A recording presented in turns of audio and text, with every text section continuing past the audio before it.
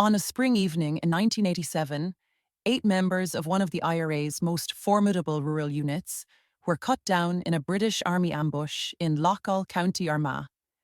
It was the single deadliest day for the IRA during the post-partition conflict, colloquially known as the Troubles, a turning point in what Republicans called the Long War against British rule in the North.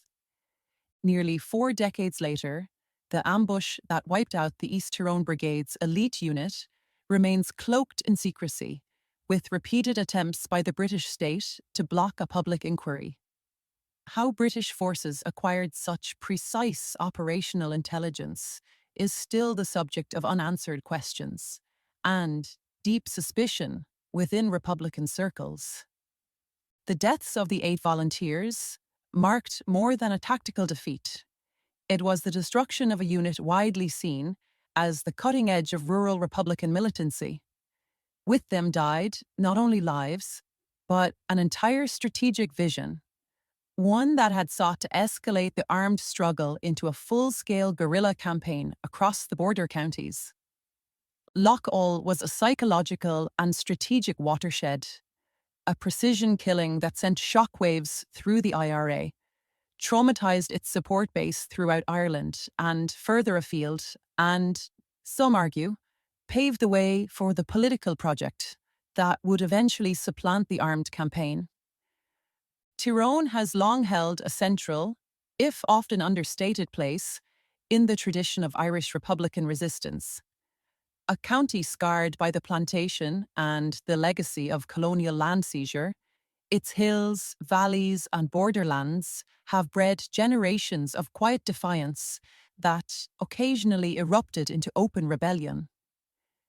From the days of the United Irishmen and the Agrarian Ribbon Men, through to the IRA's border campaign in the 1950s, Tyrone's Republican tradition has been shaped by its geography, rural, close to the border, and marked by a hardline nationalist identity in strongholds like Carrickmore, Galbally, and Pomeroy. The county was the birthplace of Tom Clark, veteran of the 1916 Rising, and the ancestral home of Sean MacDiarmada. Even during the quieter decades of the 20th century, Tyrone remained fertile ground for Republican organising. A defining moment in the county's modern Republican history came in the 1950s with the emergence of Saor Ula, Free Ulster, a breakaway militant group formed by Liam Kelly, a former IRA volunteer from Pomeroy. Disillusioned with the IRA leadership's caution, Kelly launched his own cross-border campaign against British targets.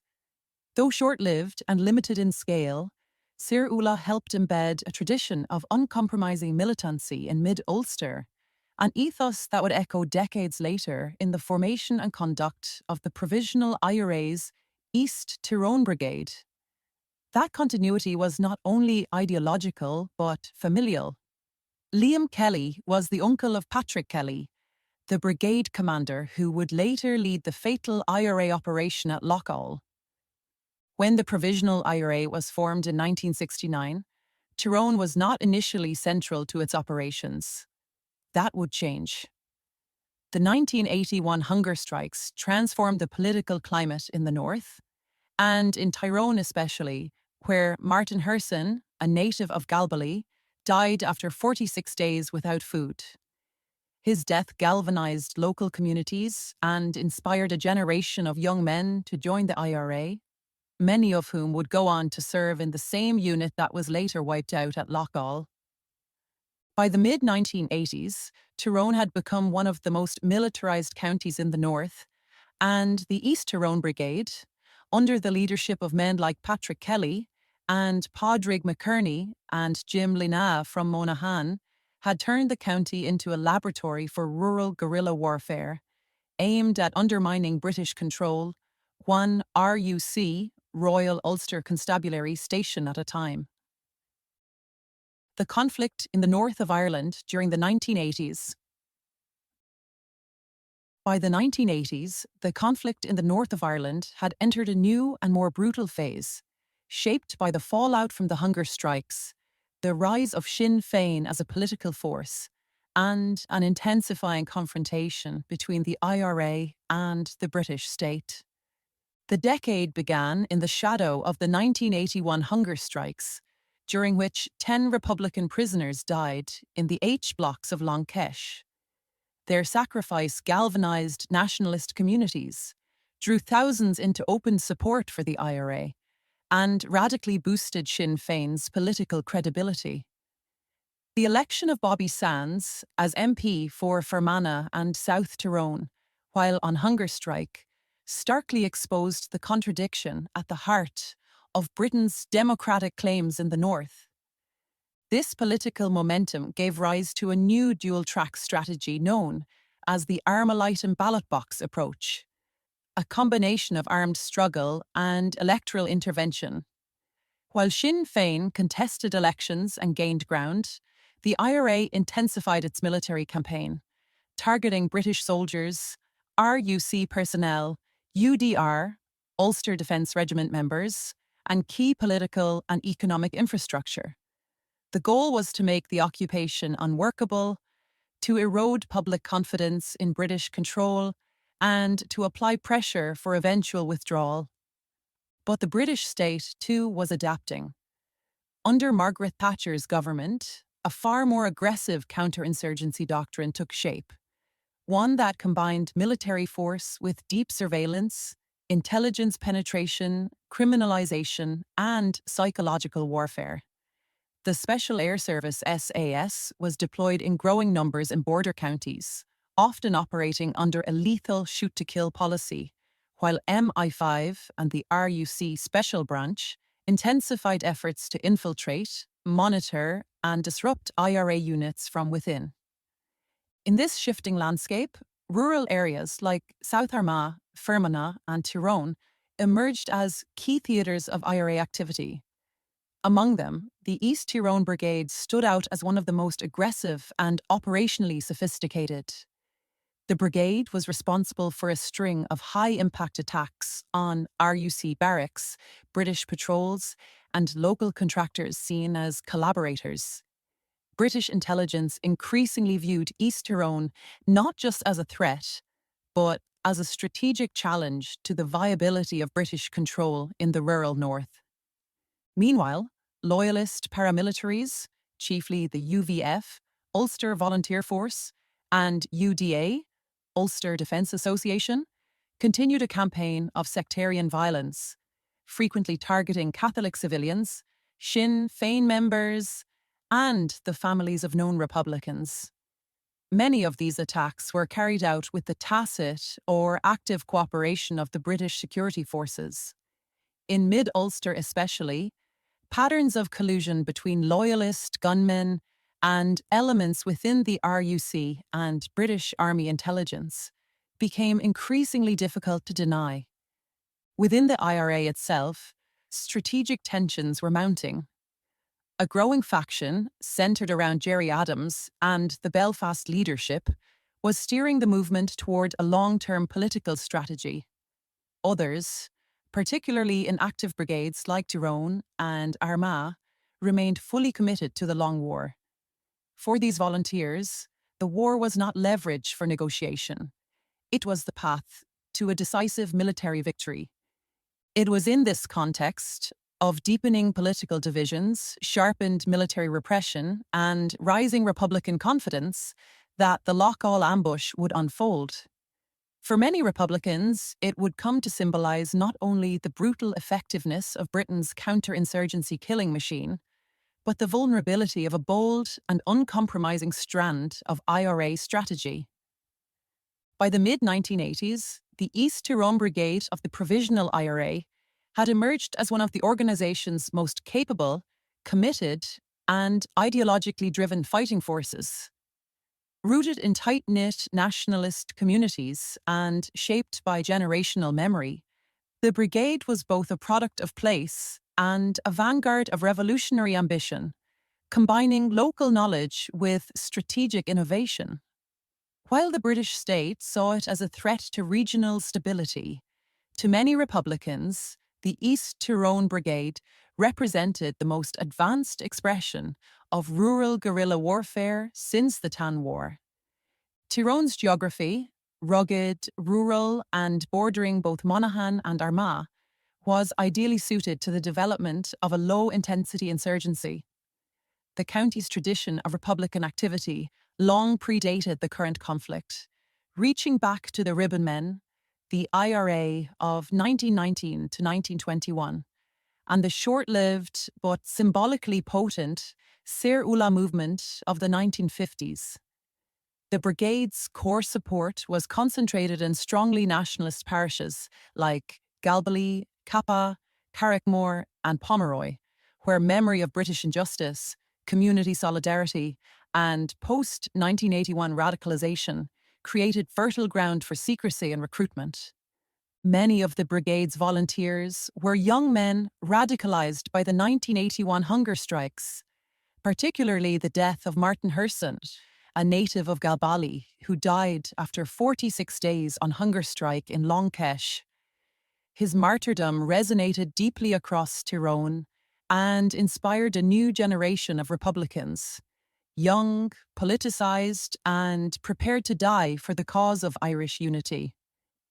At the helm of the brigade was Patrick Kelly, a respected and soft-spoken commander from Kappa, who had risen through the ranks by the early 1980s. Kelly was more than a field officer.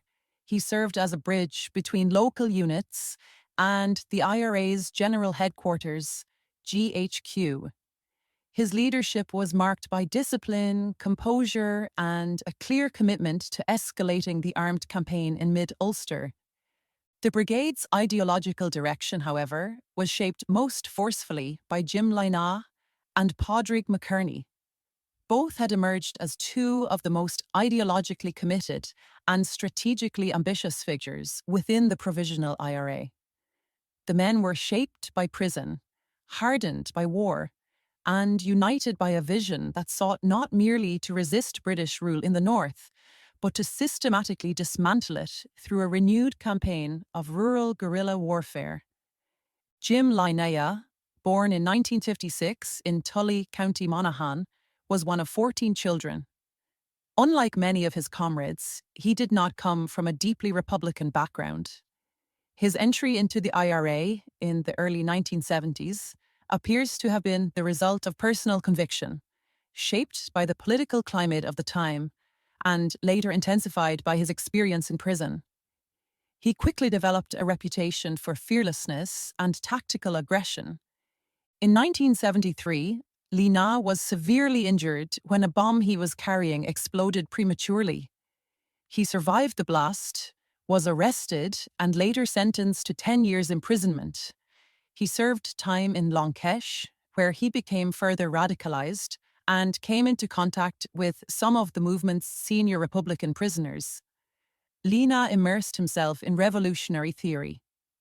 Within the H-blocks, he studied the writings of Mao Zedong, Vo Nguyen Diap, and Che Guevara, alongside the history of the IRA's flying columns during the War of Independence. He was released in 1978, after serving around 5 years, and in 1979 was elected as a Sinn Féin councillor for Monaghan Urban District Council. On release, Lynagh immediately rejoined the armed campaign, this time with the East Tyrone Brigade. He brought not only battlefield experience, but a strategic doctrine forged in prison, shaped by Maoist guerrilla theory and the tactics of the IRA's War of Independence. He envisioned the creation of liberated zones, starting with isolated police barracks and extending to civil administration, where British presence could be removed through military pressure and Republican control asserted. For Lynagh, electoral politics were never a substitute for armed struggle. He viewed his council seat not as a platform for reform, but as a means of reinforcing and legitimizing the military campaign. In his strategic thinking, the RUC barracks, courthouse, and army base were not just targets. They were symbols of British sovereignty to be physically removed. His vision was total: to transform rural Ulster into a network of liberated zones, cleared of Crown forces and defended by guerrilla initiative. By the early 1980s, Jim Lynagh had acquired a fearsome reputation, dubbed the Executioner by the RUC and British intelligence, following a highly symbolic assault in January 1981 on a 230-year-old mansion, Tynan Abbey, owned by one of Ulster Unionism's most prominent families. The residence was home to Sir Norman Strong, then 86 years old, and his son James Strong, both of whom were shot dead during the attack. Sir Norman had been the Speaker of the Stormont Parliament and a long-serving Unionist figure, while James, a former Grenadier Guards officer who became an RUC Reserve Constable, was an Ulster Unionist MP who had succeeded his father. The IRA unit, reportedly led by Jim Lynagh, entered the Abbey and executed both men in what was widely understood, both within the Republican movement and in RUC circles, as a deliberate act of political retaliation.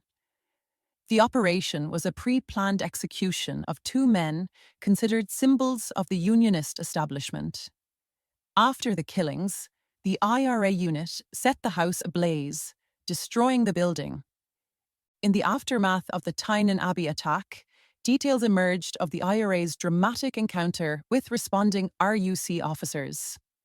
According to a UDR officer, cited in Jonathan Trigg's book, Death in the Fields, a single RUC vehicle, an armoured Ford Cortina, arrived at the estate's gate lodge and was initially caught off guard when two cars emerged from the Abbey grounds.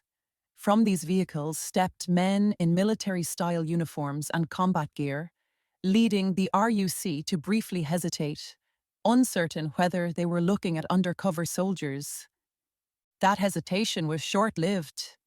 As the officer recalled, there was nothing they could do but just sit there and take it. The IRA team were all over the Cortina. The volunteers attempted to fire into the vehicle by wedging a gun between the door and the door jamb, but couldn't. While the Cortina's windows were bulletproof, its roof was not armoured, a vulnerability the IRA seemed unaware of.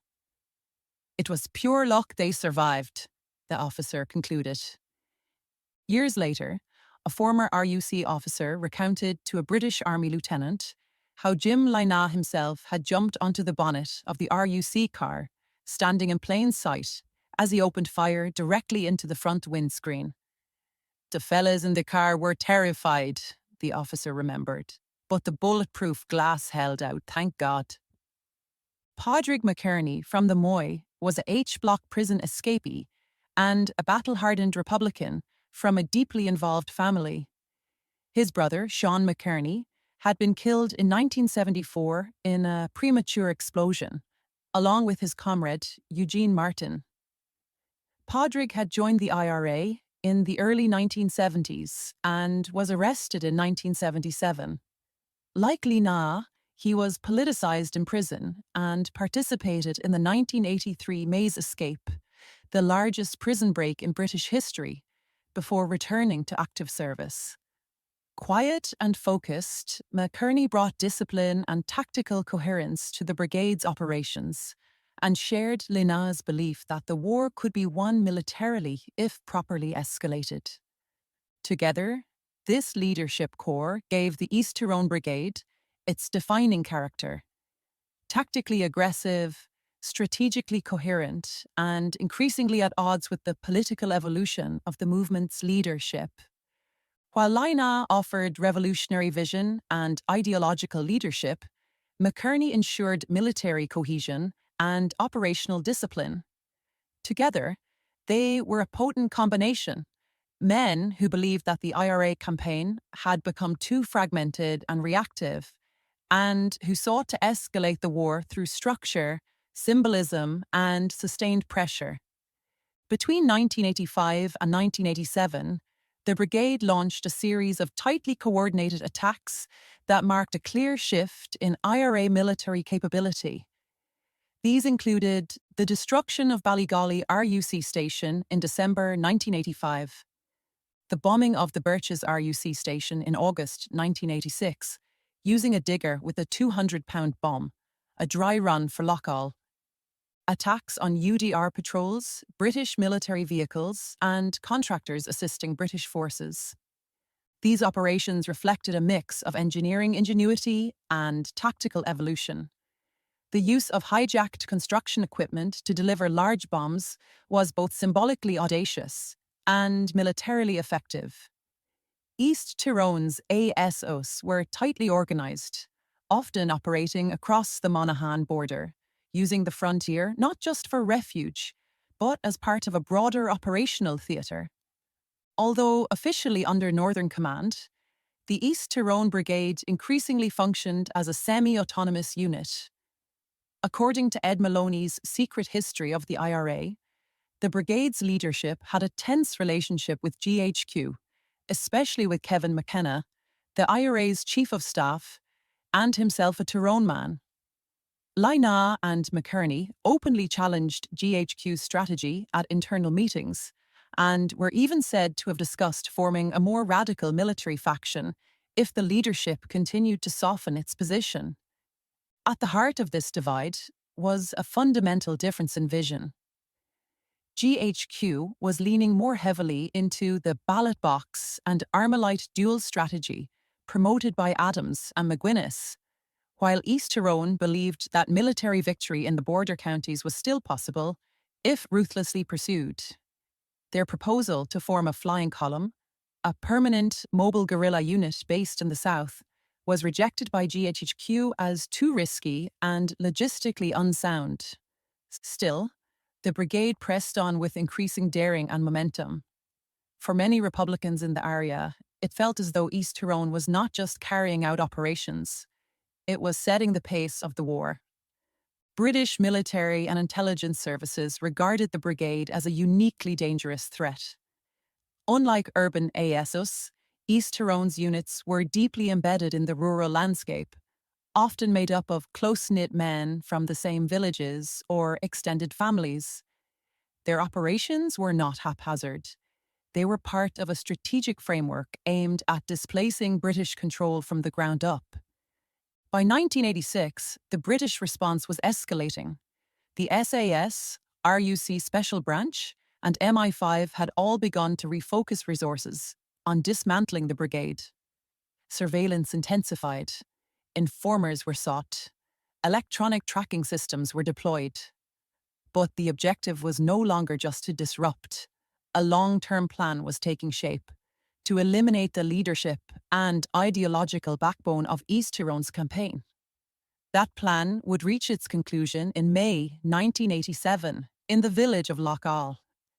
At the operational centre of the IRA's East Tyrone Brigade stood Patrick Kelly, a seasoned and respected volunteer from Kappa, County Tyrone. Born in 1957, Kelly joined the IRA in his teens, part of a generation drawn into the armed struggle amid the escalating repression and sectarian violence of the early 1970s.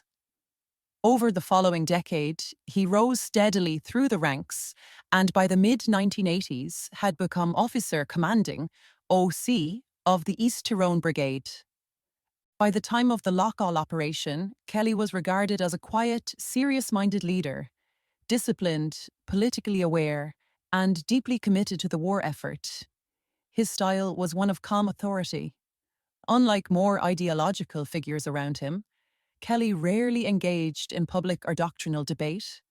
He was respected among volunteers not only as a commander, but as a peer, someone who had earned his role through long experience and by leading from the front.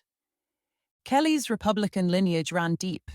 His uncle, Liam Kelly, had founded the breakaway militant group Sir Ulla in the 1950s and was later elected to the Senate in the South. Sir Ulla had envisioned a rural insurgency to drive British forces from the north, an idea that would echo decades later in the strategy Kelly helped lead. That continuity, both familial and ideological, reinforced Kelly's place within a distinct mid-Ulster tradition of militant republicanism, pragmatic, rural, and uncompromising.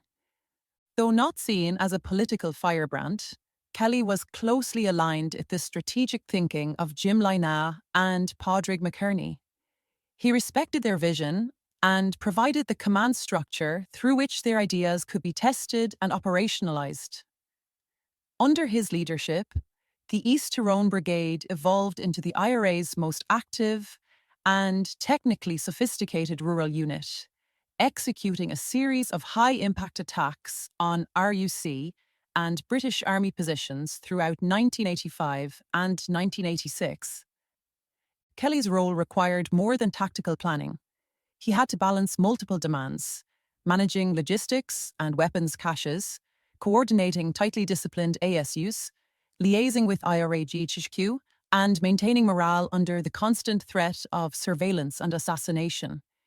He was said to possess emotional intelligence as much as military instinct, able to navigate the often fraught terrain between a militant field unit and a political leadership growing more cautious.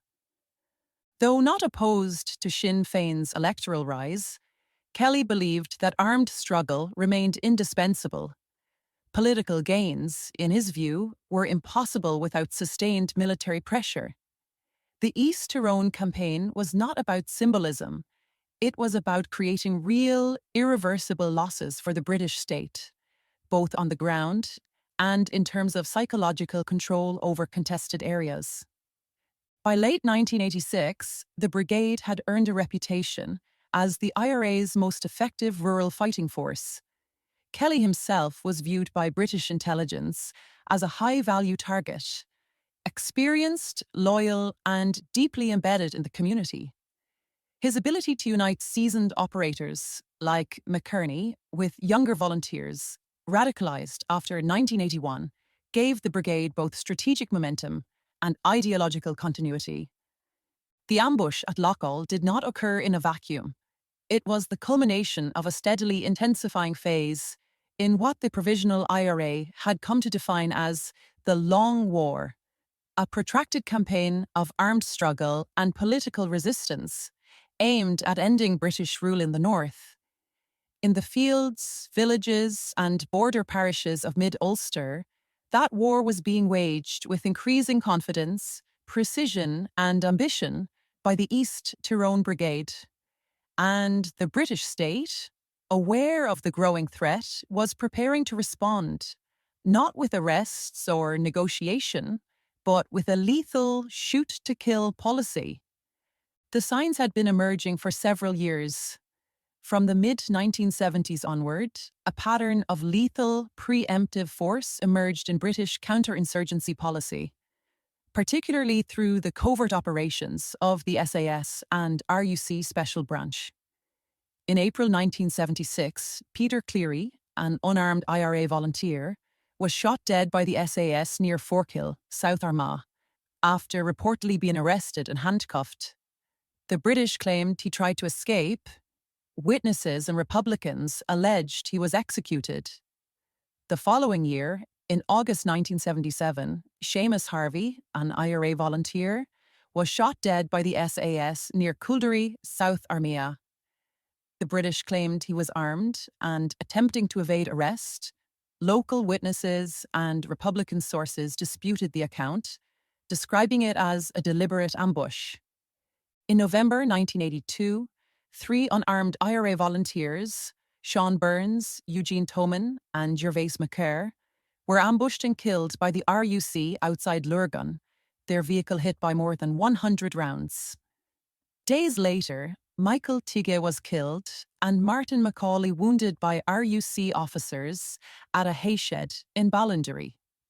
Both incidents became central to the Stalker inquiry, which uncovered efforts by the British state to cover up unlawful killings and mislead investigators. Then, in December 1983, 2 East Tyrone volunteers, Colm McGurr and Brian Campbell, were shot dead by an undercover SAS unit near Coal Island.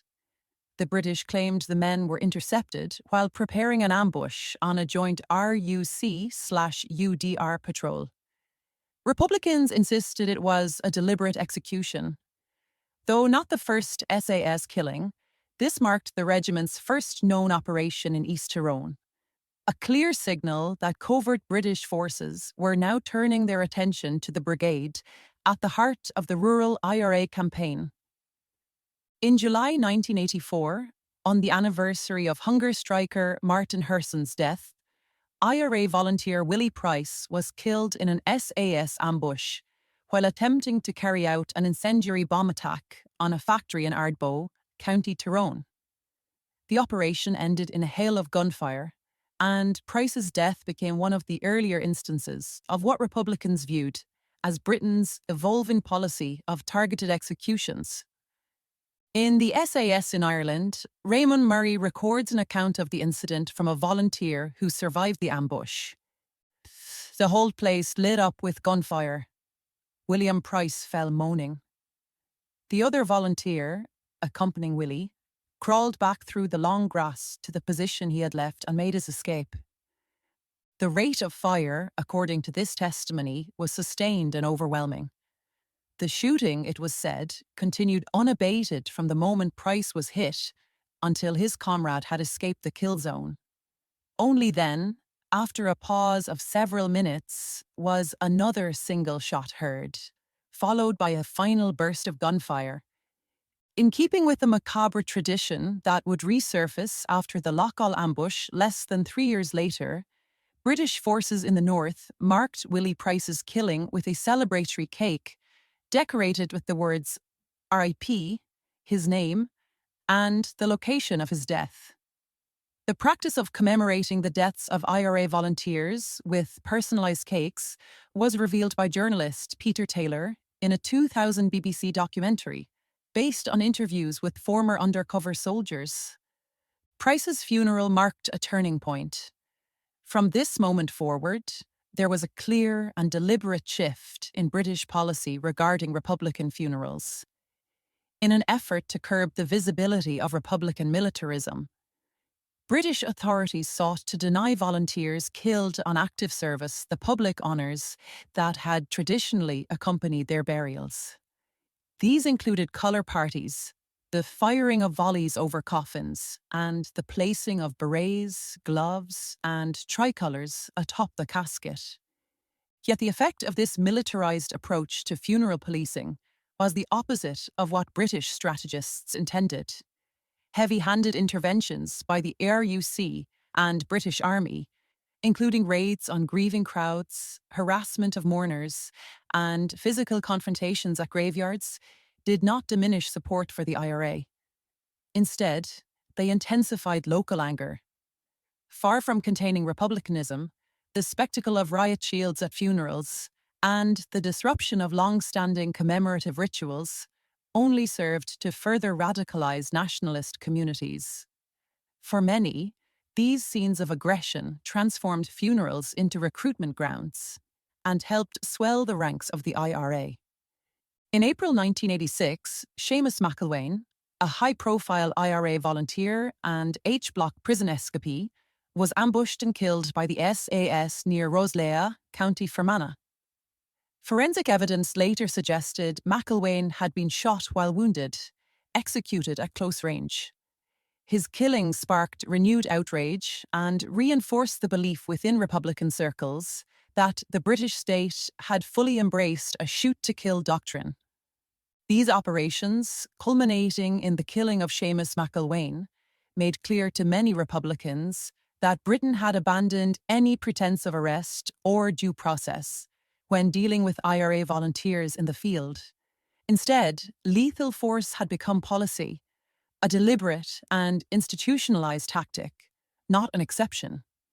The ambush at Loughgall, less than a year later, would be the most devastating expression of that policy to date.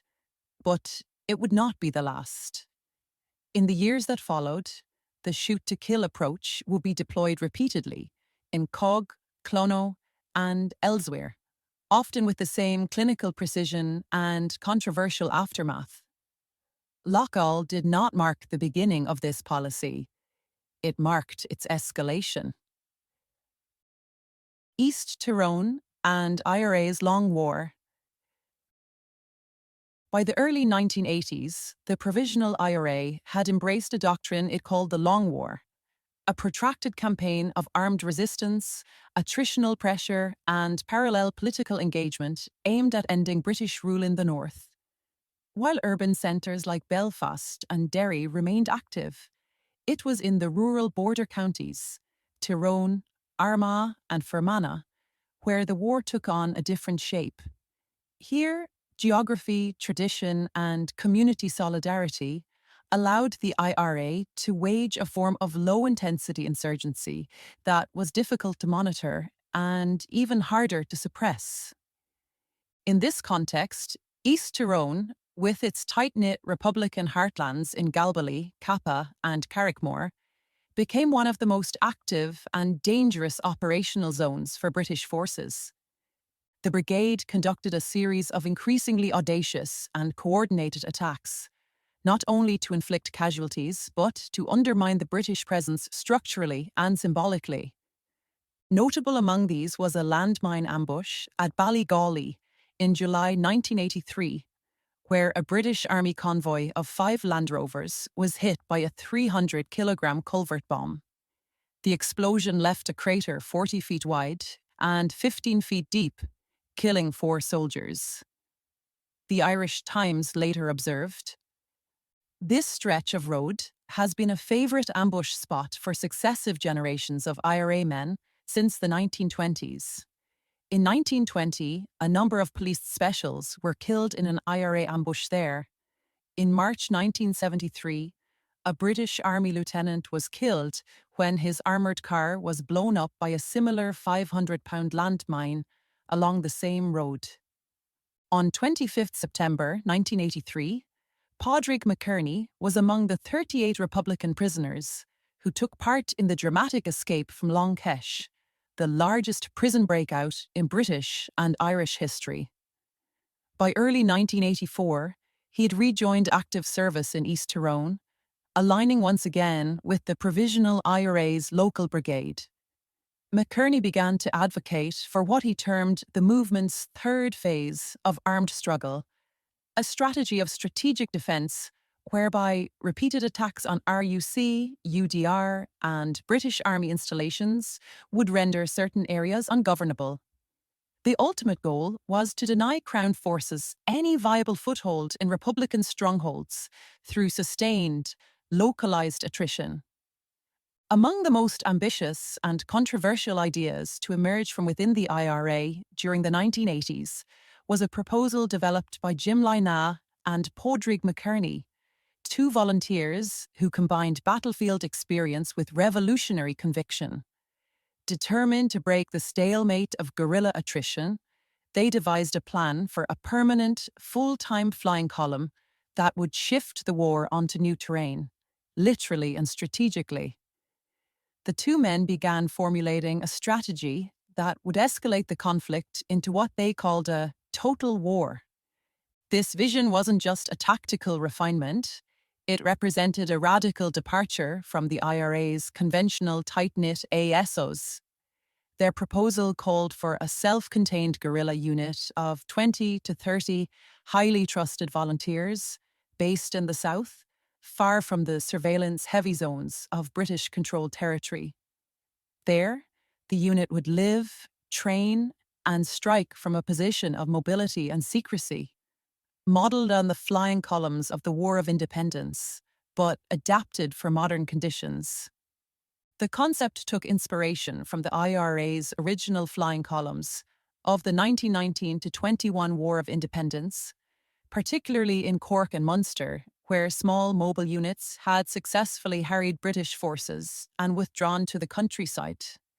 But Lynagh and McKerney envisioned a modernised, more secure version.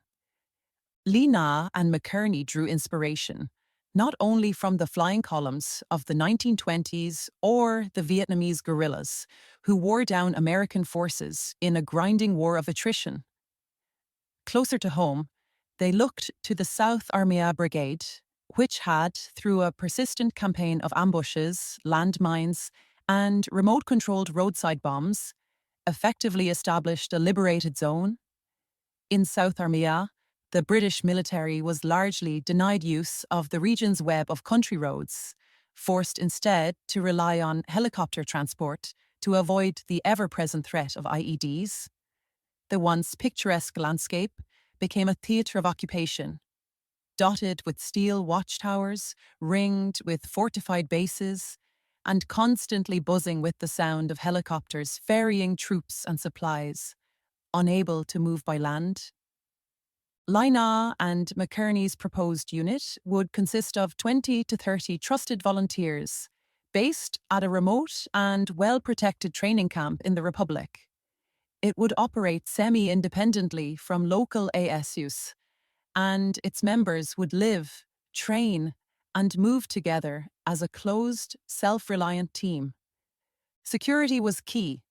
The flying column would strike 3 to 5 times per year, with each operation designed to cause maximum political and psychological damage. The unit would rely on small satellite cells to gather intelligence and monitor targets, but the column itself would remain in deep concealment.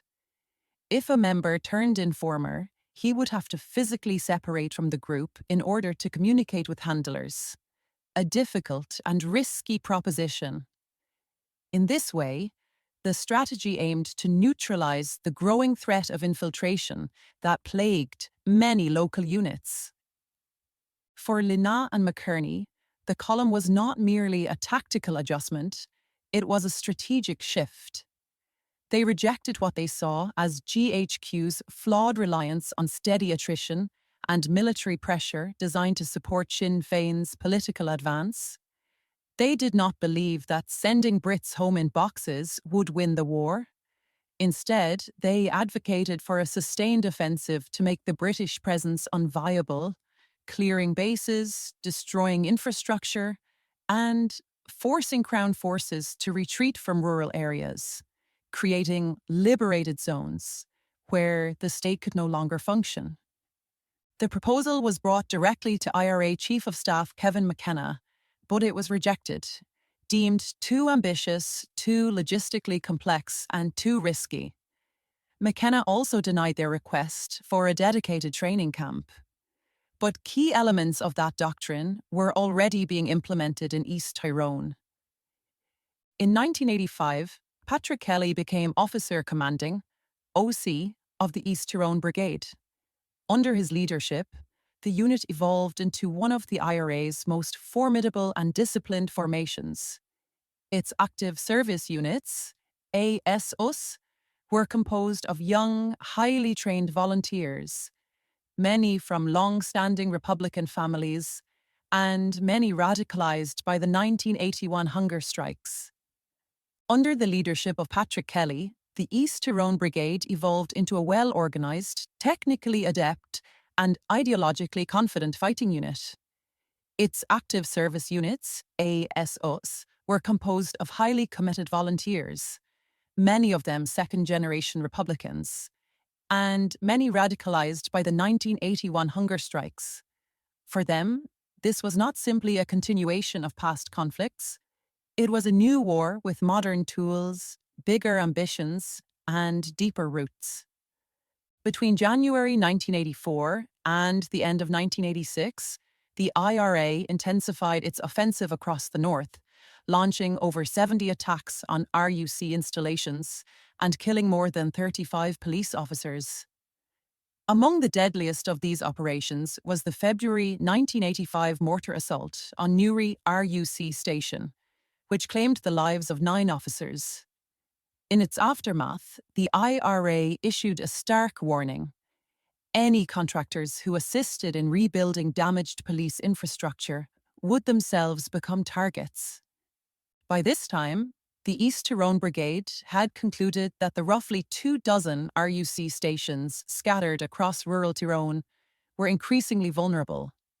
Most were isolated, lightly staffed, and poorly defended, ideal targets for a campaign of sustained disruption.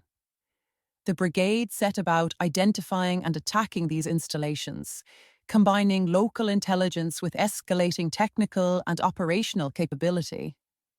Among those directing this campaign was Padraig McKerney, whom the Republican movement later described as a key figure on some of the most daring and innovative missions in recent years. To British security forces, he was one of the most seasoned and dangerous guerrilla operators in the north. The assault on Ballygally police station on 7th December 1985 was one of the East Tyrone Brigade's most sophisticated and successful attacks up to that point, and it served as a prototype for future frontal assaults on RUC stations. The operation unfolded just before 7 p.m. as RUC officers were preparing to end their shift. The IRA launched a coordinated gun and bomb attack using a carefully assembled active service unit. The attackers opened fire with automatic weapons at the front of the station, killing 2 RUC officers, Constable George Gilliland, 34, and Reserve Constable William Clements, 52. The Irish Republican magazine Iris described the attack. One volunteer took up a position close to the front gate. 2 RUC men opened the gate, and the volunteer calmly stepped forward, shooting them both dead at point-blank range. Volunteers firing AK-47 and Armalite rifles moved into the barracks, raking it with gunfire. After neutralizing the front, the volunteers entered the building, seized documents and weapons, and planted a 50-kilogram bomb, contained in a beer keg, at the entrance. The bomb devastated the station. 3 other terrified RUC officers managed to escape through the back during the chaos. Alan, an RUC officer who was present during the Ballygally attack, later recalled the scene in Peter Taylor's Provos. The whole place just erupted. The blast lifted me and threw me into a wall about 15 feet in front. I had great difficulty trying to breathe because all the air had been sucked out of me. I was gasping for breath and couldn't hear anything. The explosion had deafened me. The explosion had taken out the electricity supply, so the whole place and the whole of Ballygally was in darkness. I climbed out of the rubble and made my way up to the front gate. Lying there was Billy Clements. I lifted his head up to see if I could feel a pulse in his neck, but he was dead. Then we found George, covered in rubble. He was dead too. Both of them must have been cut down by the automatic fire in the early stages of the attack. I tried to hold myself together so that I wasn't physically sick, and tried not to break down because I knew there was still work to do. You've just got to keep going. The scale of Padraig McKierney's operational activity became clearer in the aftermath of the Loughgall ambush, when forensic teams examined the 8 weapons recovered from the scene. These firearms were linked to over 30 separate incidents.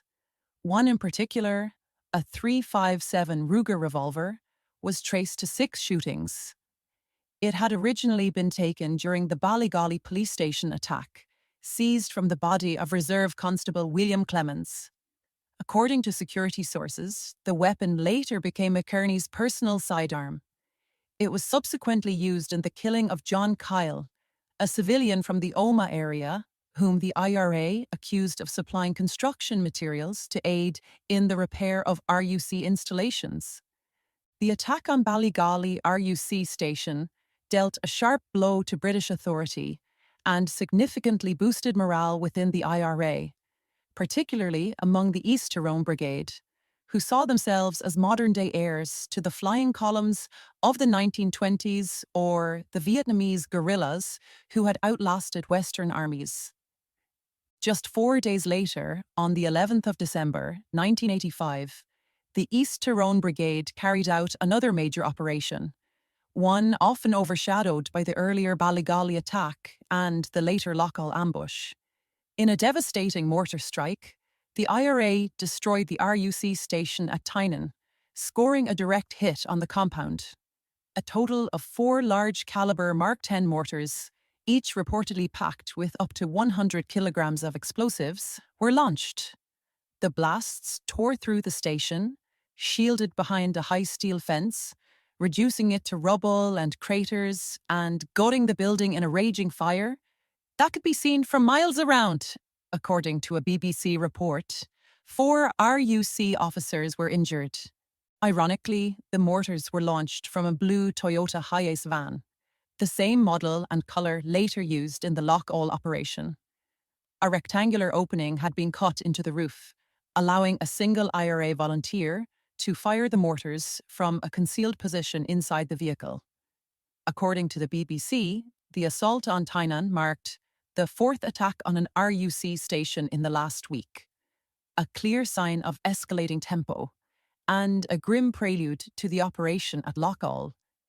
8 days later, at 7 p.m. on the 19th of December 1985, another RUC station, this time in Castlederg, near the border, was wrecked by a mortar barrage. 6 people were injured in the attack, including an RUC officer. The IRA fired 6 shells, once again using a stolen van, modified with a hole cut through its roof to launch the salvo toward the station. 3 days after the Castlederg mortar attack, the East Tyrone Brigade struck again, this time launching a barrage of 7 mortars at the joint British Army and RUC base in Carrickmore. The escalation in attacks on RUC installations across the 6 counties was becoming unmistakable. A BBC News report covering the mounting campaign noted that RUC staff had begun demanding concrete buildings to replace the wooden structures being routinely decimated by IRA mortar fire. On 13th January 1986, the IRA's East Tyrone Brigade, in their second attack on Carrickmore RUC and British Army base, fired another Mark 10 mortar. The improvised device was set up in a nearby field, with the projectile launched over a residential home before landing in the centre of the RUC base compound. The explosion caused extensive structural damage and injured a British soldier. A confidential memo issued by the Department of the Taoiseach in the Republic hints at the growing strategic impact of the IRA's mortar campaign, particularly in County Tyrone.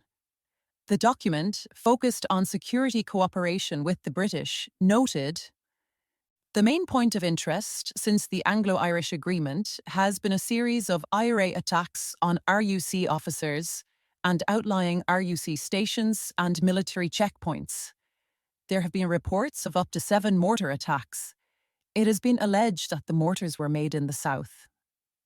The IRA in Tyrone became adept not only at launching mortar attacks, but also at executing highly effective under-car booby-trap operations. One such attack occurred on the night of January 15th, 1986, when 18-year-old Victor Foster, a part-time member of the Ulster Defence Regiment, UDR, was killed by a provisional IRA bomb in the Spa Mount area, near Castlederg, County Tyrone. The device, ingeniously concealed in his car and triggered by a mercury tilt switch, detonated roughly 100 yards from his home in Gamble Park, just moments after he had set off with his fiancée. She survived the blast, but was left permanently maimed, losing the sight in one eye. The targeting of Foster, so close to home and while off duty, underscored the IRA's growing confidence and capability in striking local security force members with precision and psychological impact.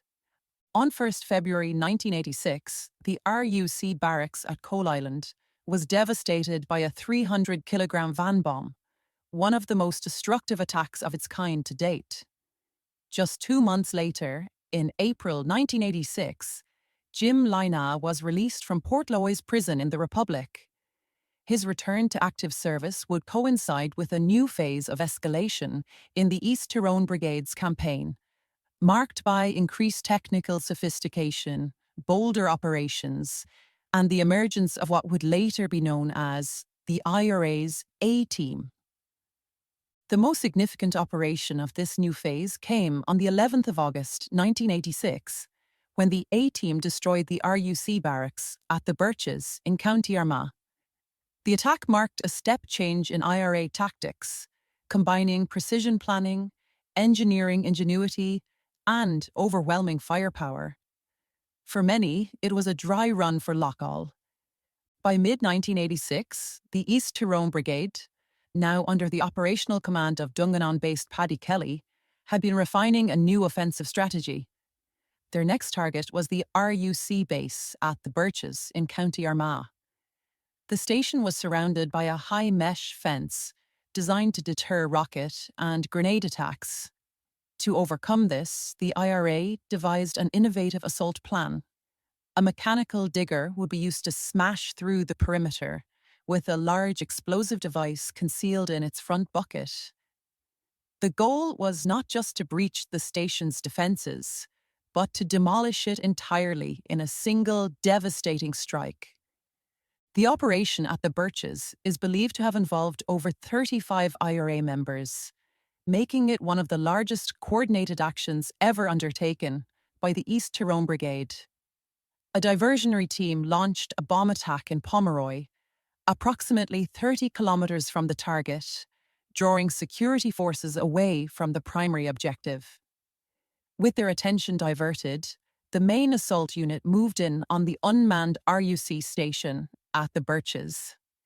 The base was levelled by a massive explosion, triggered by the 100-kilogram bomb concealed in the bucket of the mechanical digger. This would become the blueprint for the Loughgall assault. The IRA unit then escaped by boat across Lough Neagh, successfully avoiding a widespread deployment of RUC and British Army roadblocks and checkpoints. The mechanical digger used in the Loughgall attack was driven by Declan Arthurs, a young IRA volunteer who was well accustomed to operating similar machinery on his family farm.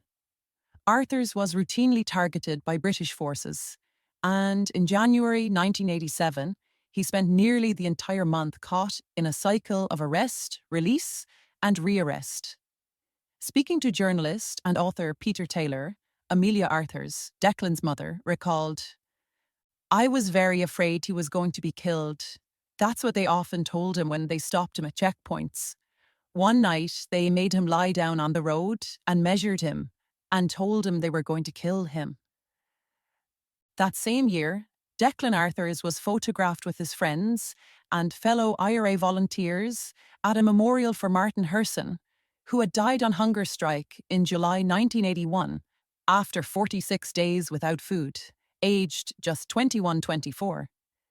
Pictured with Arthurs were Seamus Donnelly, Tony Gormley, and Eugene Kelly, Martin McCahey, and Dermot Quinn, all in their early 20s, and all deeply influenced by the sacrifice of the hunger strikers. 5 of the 6 pictured would die in 2 separate SAS ambushes, their deaths forming part of that same chain of generational loss and determination.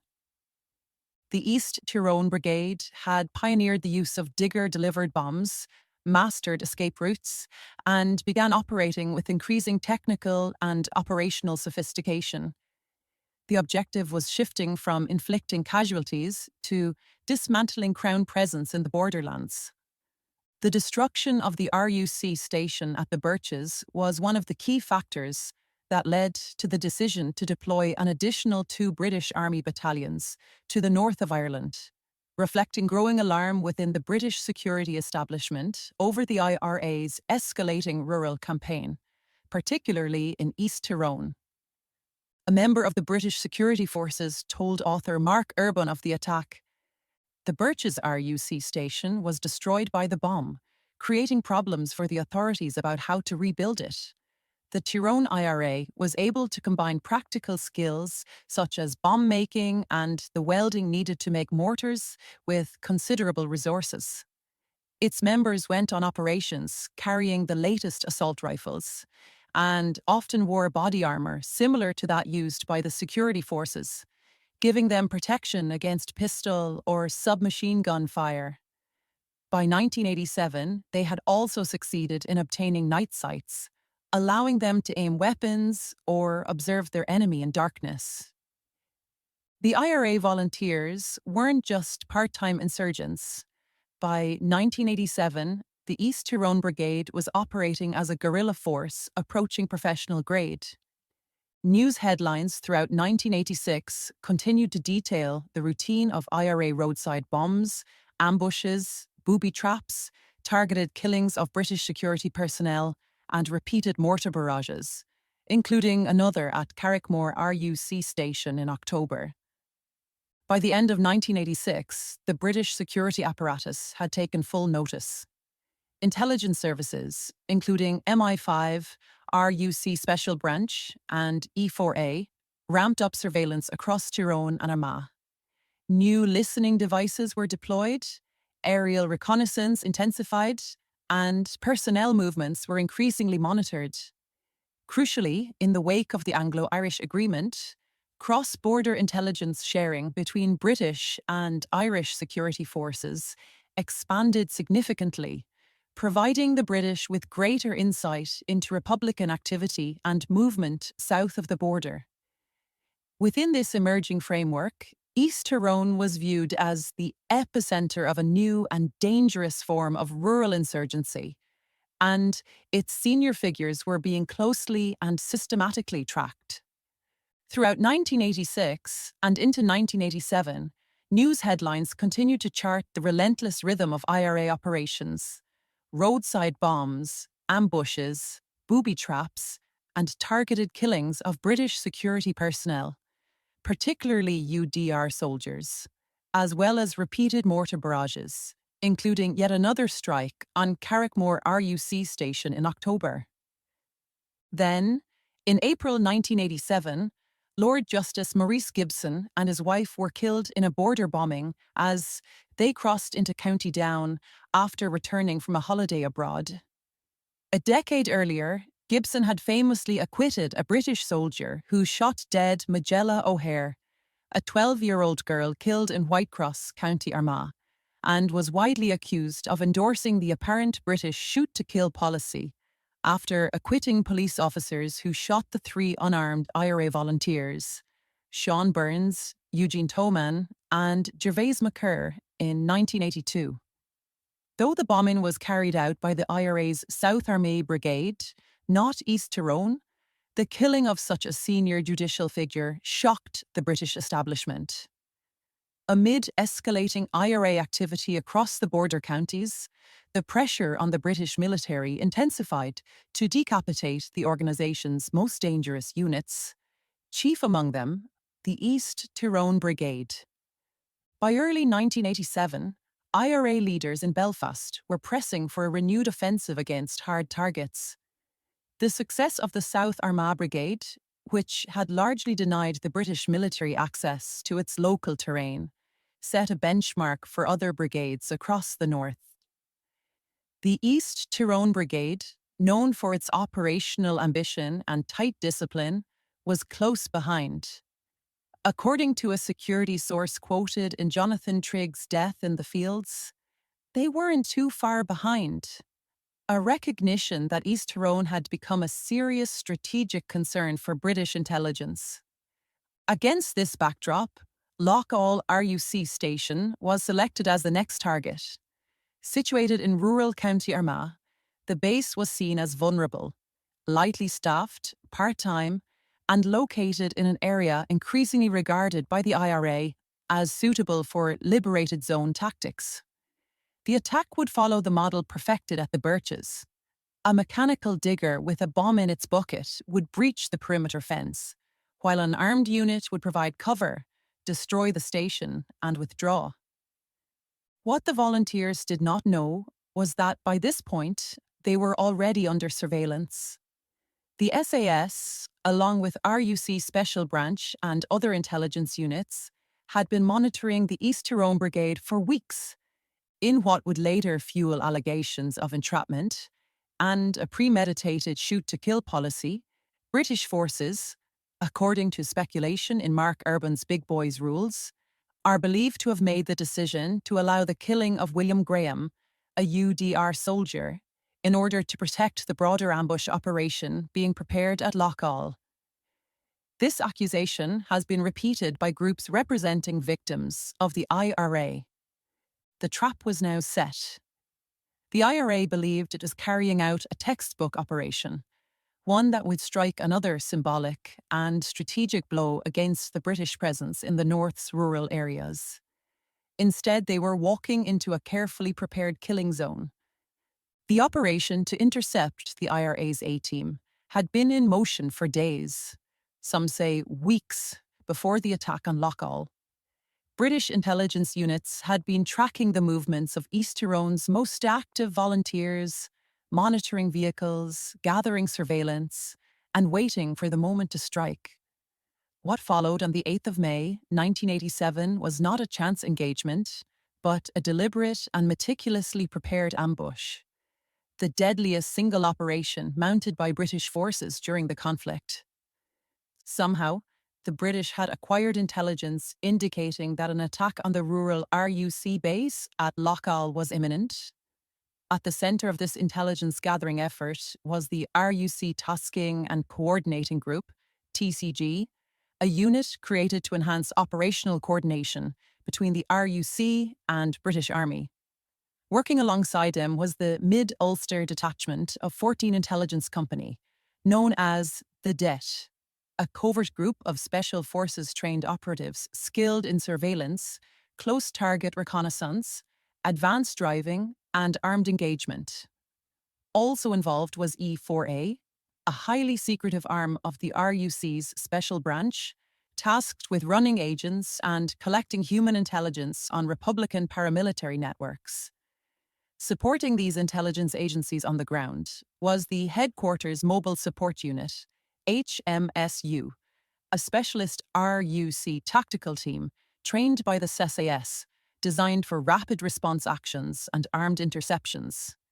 Together, these units formed the backbone of the British state's covert war in the north, blending surveillance, informers, agents, and special operations across a complex web of competing and shadowy agencies. The date of the attack was set for Friday, 8th May, 1987. While speculation persists over how the British became aware of the impending IRA operation, it is widely believed that the breakthrough did not come from a single source, but rather from a convergence of intelligence-gathering methods, particularly surveillance and signals intercepts, gradually pieced together by British security forces. Like the IRA in South Armagh, the East Tyrone Brigade was seen as largely impregnable to informers, drawing much of its strength from tight-knit, deeply rooted nationalist communities, where external penetration was exceptionally difficult. What emerged instead was a coherent picture of the unit's intentions, enabling the ambush to be meticulously planned in advance. In the weeks leading up to the Loughgall ambush, British security forces were already on high alert. The IRA's campaign had intensified significantly over the previous 6 months, and pressure was mounting on the British government to respond. Calls for tougher action, particularly from within the right-wing press and former political figures, grew louder following a series of high-profile attacks. On 28 April 1987, newspapers carried provocative headlines. The Daily Mail demanded, "Unleash SAS on the killer squads," while the Daily Mirror declared SAS set to swoop. Inside the government, momentum was building for a more aggressive strategy. Northern Ireland Secretary Tom King met with senior police and army leadership, including RUC Chief Constable Sir John Herman and Lieutenant General Sir Robert Pascoe, the British Army's commander in the north. Just days before the ambush, on the 6th of May, King outlined a new security package in the House of Commons, promising an increase in RUC reservists and a greater full-time role for the UDR. The following day, Herman publicly hinted at an expanded role for the SAS, stating that future operations would be tougher, different, and sharper, and would involve both overt and covert tactics. It remains unclear whether Herman's comments were a calculated signal or coincidental timing. But by then, British forces had already obtained detailed intelligence on the planned IRA attack at Loughgall. Surveillance was active, communications were being monitored, and, according to some accounts, a compromising phone call made by an IRA volunteer was intercepted and passed to the RUC. With pressure from Westminster and demands for retaliation from Unionist quarters, the stage was set, not for an arrest operation, but for a deliberate and lethal ambush. In the days leading up to the Loughgall ambush, several of the IRA's most seasoned volunteers had reportedly moved into Tyrone from across the border. Declan Arthurs, absent from his home for some time, was considered effectively on the run. Padraig McKerney, a well-known escapee from Longkesh, and Jim Lena from Monaghan would have immediately drawn attention from British intelligence had they crossed north without operational cover. It's believed the group arrived by Tuesday, 5th May, and were billeted in safe houses in the area. Planning in the days before the attack would have involved the preparation and delivery of the bomb, as well as the hijacking of a mechanical digger, a tactic previously used to devastating effect at the Birches. IRA OC Patrick Kelly is believed to have passed the operational plan up the chain of command for approval. According to local sources cited by journalist Jim Cusack, as many as 14 men may have played roles in the operation, including the scout cars and a team tasked with detaining the owner of the digger to prevent early detection.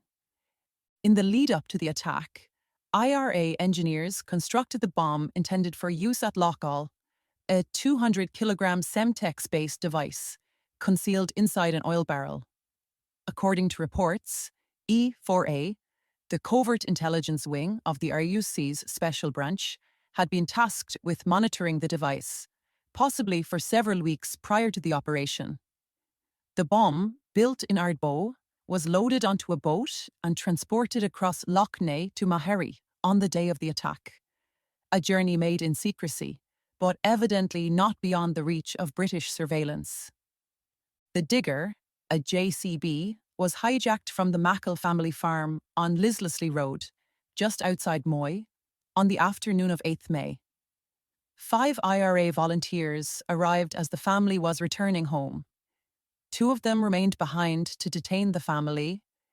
The others left with the digger and diesel fuel. Declan Arthurs, whose family had an agricultural contracting business, drove the machine. Around 6:30 p.m., the digger left the farm and began its journey toward Loughgall. Rather than take the direct route, the unit chose a circuitous path, likely to avoid detection and to pick up the explosive device. While the straight-line route was only about 4 miles, they looped through Portadown, then swung right at Ardres Crossroads, nearly doubling the distance. Somewhere along the way, the bomb was placed in the front bucket of the slow-moving and easily spotted JCB beneath rubble and brick for concealment. 2 40-second fuses were added. Meanwhile, a separate active service unit of 7 volunteers travelled toward Loughgall in a blue Toyota Hiace van, registration GJI 4417. The vehicle had been hijacked by a team of 2 earlier that afternoon, around 2:30 p.m., from a business premises in Dungannon. The owner was instructed by the volunteers not to report the van stolen for at least 4 hours, a tactic intended to delay any potential police alert and help the unit reach its target undetected. Scout cars, likely linked via radio, provided overwatch and would have issued warnings in the event of roadblocks. The driver of the van was Eugene Kelly, who was intimately familiar with the web of rural roads crisscrossing East Tyrone and North Armagh. British intelligence, however, was already several steps ahead. Fergal Keane, writing in the Sunday Tribune, later reported that locals had noticed an unusual drop in British patrols beginning on Wednesday, 6th May, a strong indication that the SAS and RUC had already taken up covert positions in the village.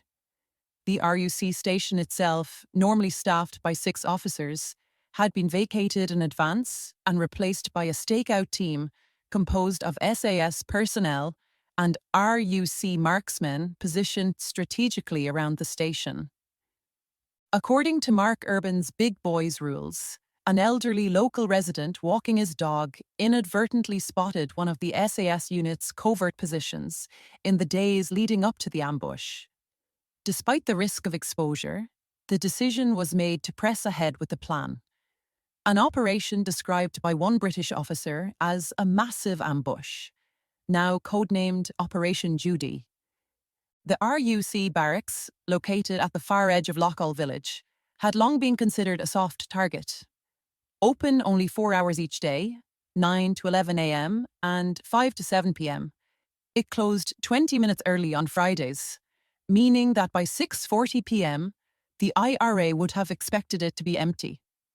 The routine, limited opening hours policy had been implemented years earlier to protect isolated stations from mortar attacks. On this occasion, however, the closure was part of the trap.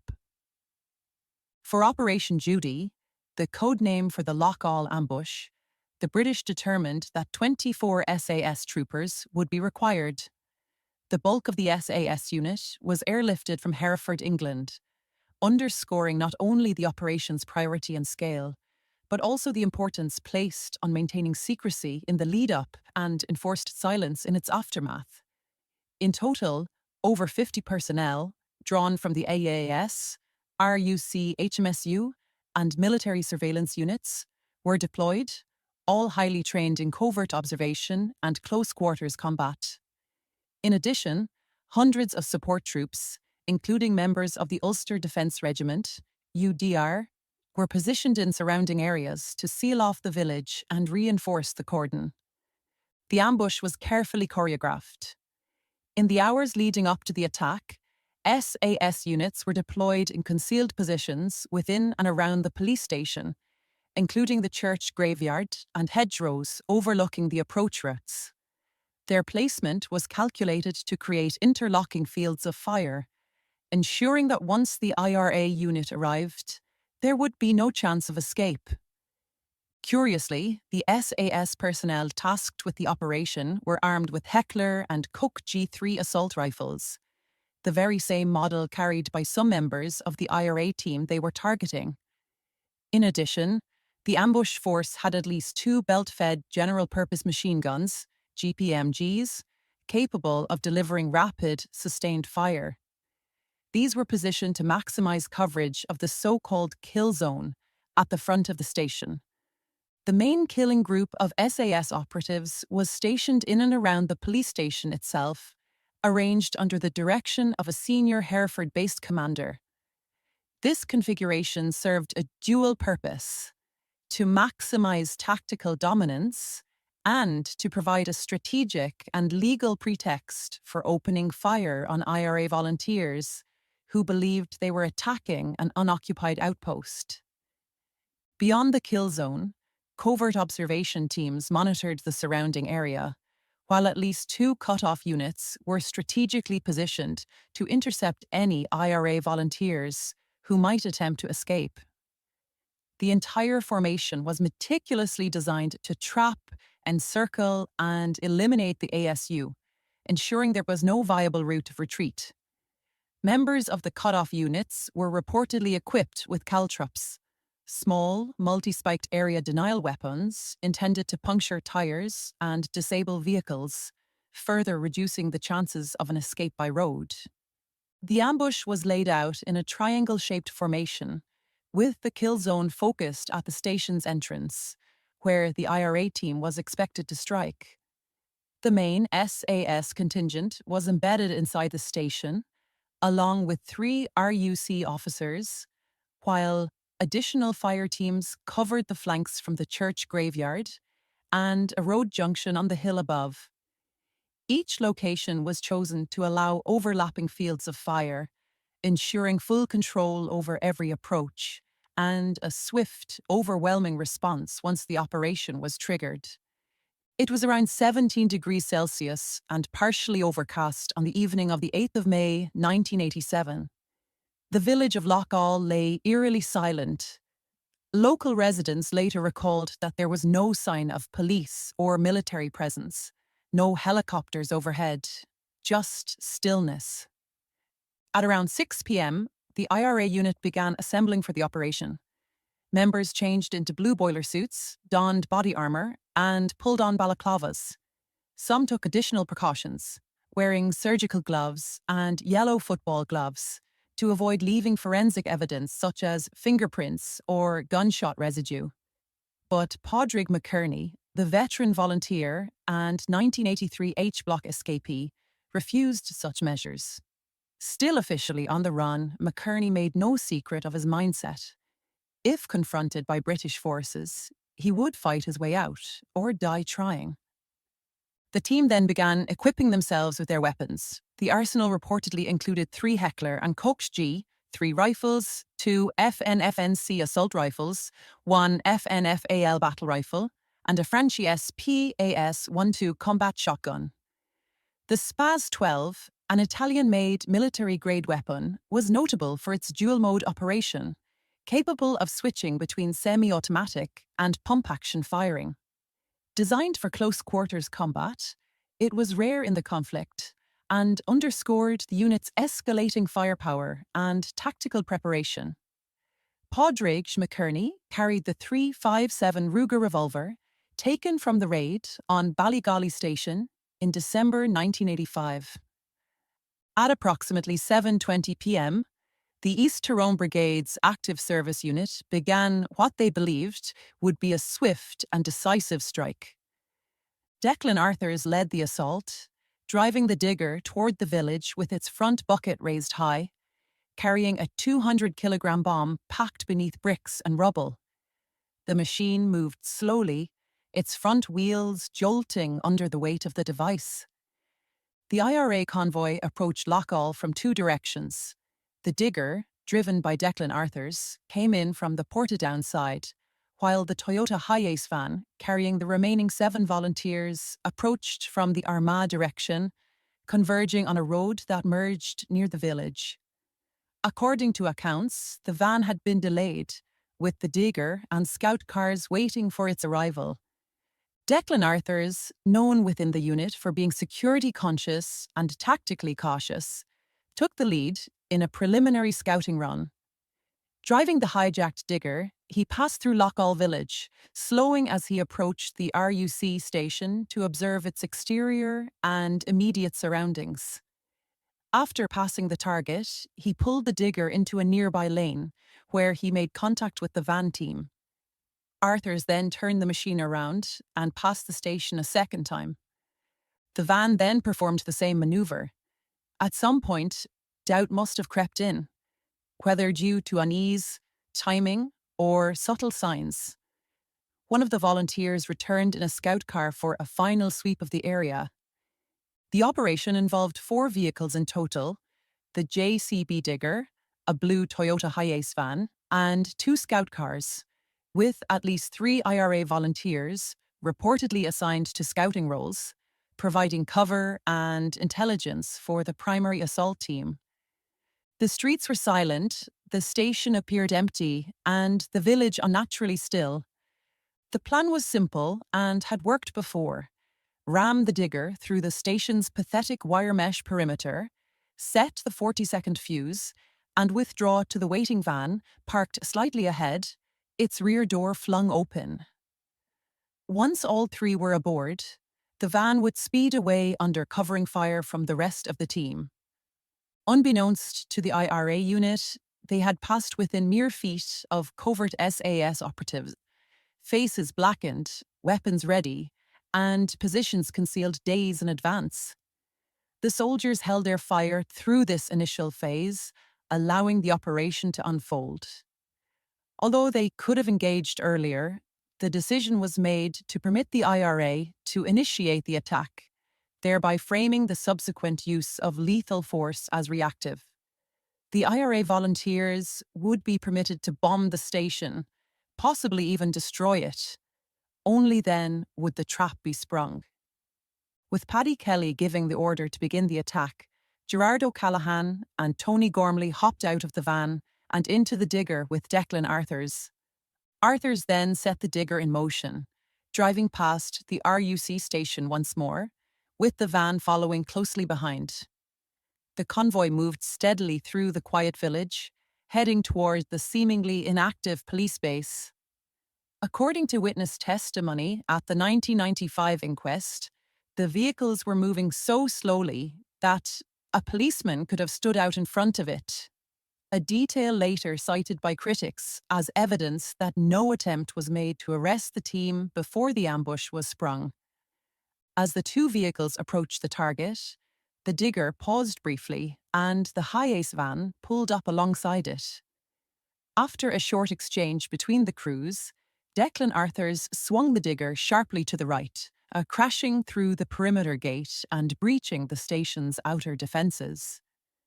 The JCB digger used at Loughgall was lighter and less powerful than the machine previously deployed at the Birches, and the Loughgall RUC station itself was more heavily fortified. A combination of a low perimeter wall and a reinforced security fence prevented a full breach, leaving the digger partially through the wall, but still mostly positioned outside the compound's boundary.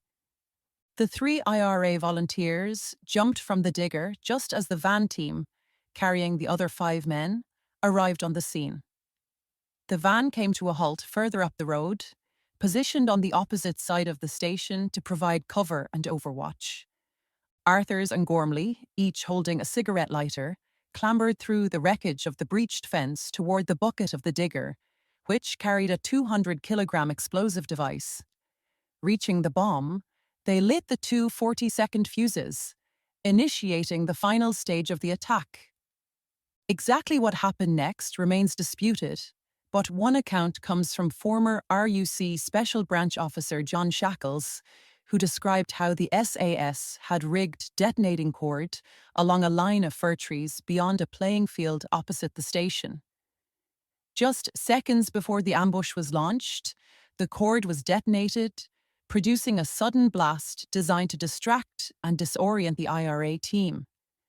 As the volunteers instinctively turned toward the explosion, SAS operatives inside the station opened fire, launching the ambush under the cover of confusion. The Toyota van, which had pulled up near the station, was immediately raked with sustained and rapid gunfire from the station's first-floor windows. According to Father Raymond Murray, a human rights campaigner and author, only Seamus Donnelly managed to exit the vehicle. He attempted to flee toward the football field opposite the barracks by jumping over a locked gate. Donnelly was gunned down just 10 yards into the field by waiting SAS troopers. Gerard O'Callaghan and Tony Gormley, who had jumped from the digger alongside Declan Arthurs, were caught in a devastating crossfire, simultaneously hit from both front and rear as they tried to reach the waiting van. Gormley, unarmed at the time, was carrying only a Zippo lighter, used moments earlier to ignite one of the bomb's 2 fuses. O'Callaghan and Gormley were shot dead around 20 yards away from each other. At the same time, the Toyota van was being subjected to sustained machine gun fire, from the side by the kill team inside the station compound, and from the front by one of the cut-off units.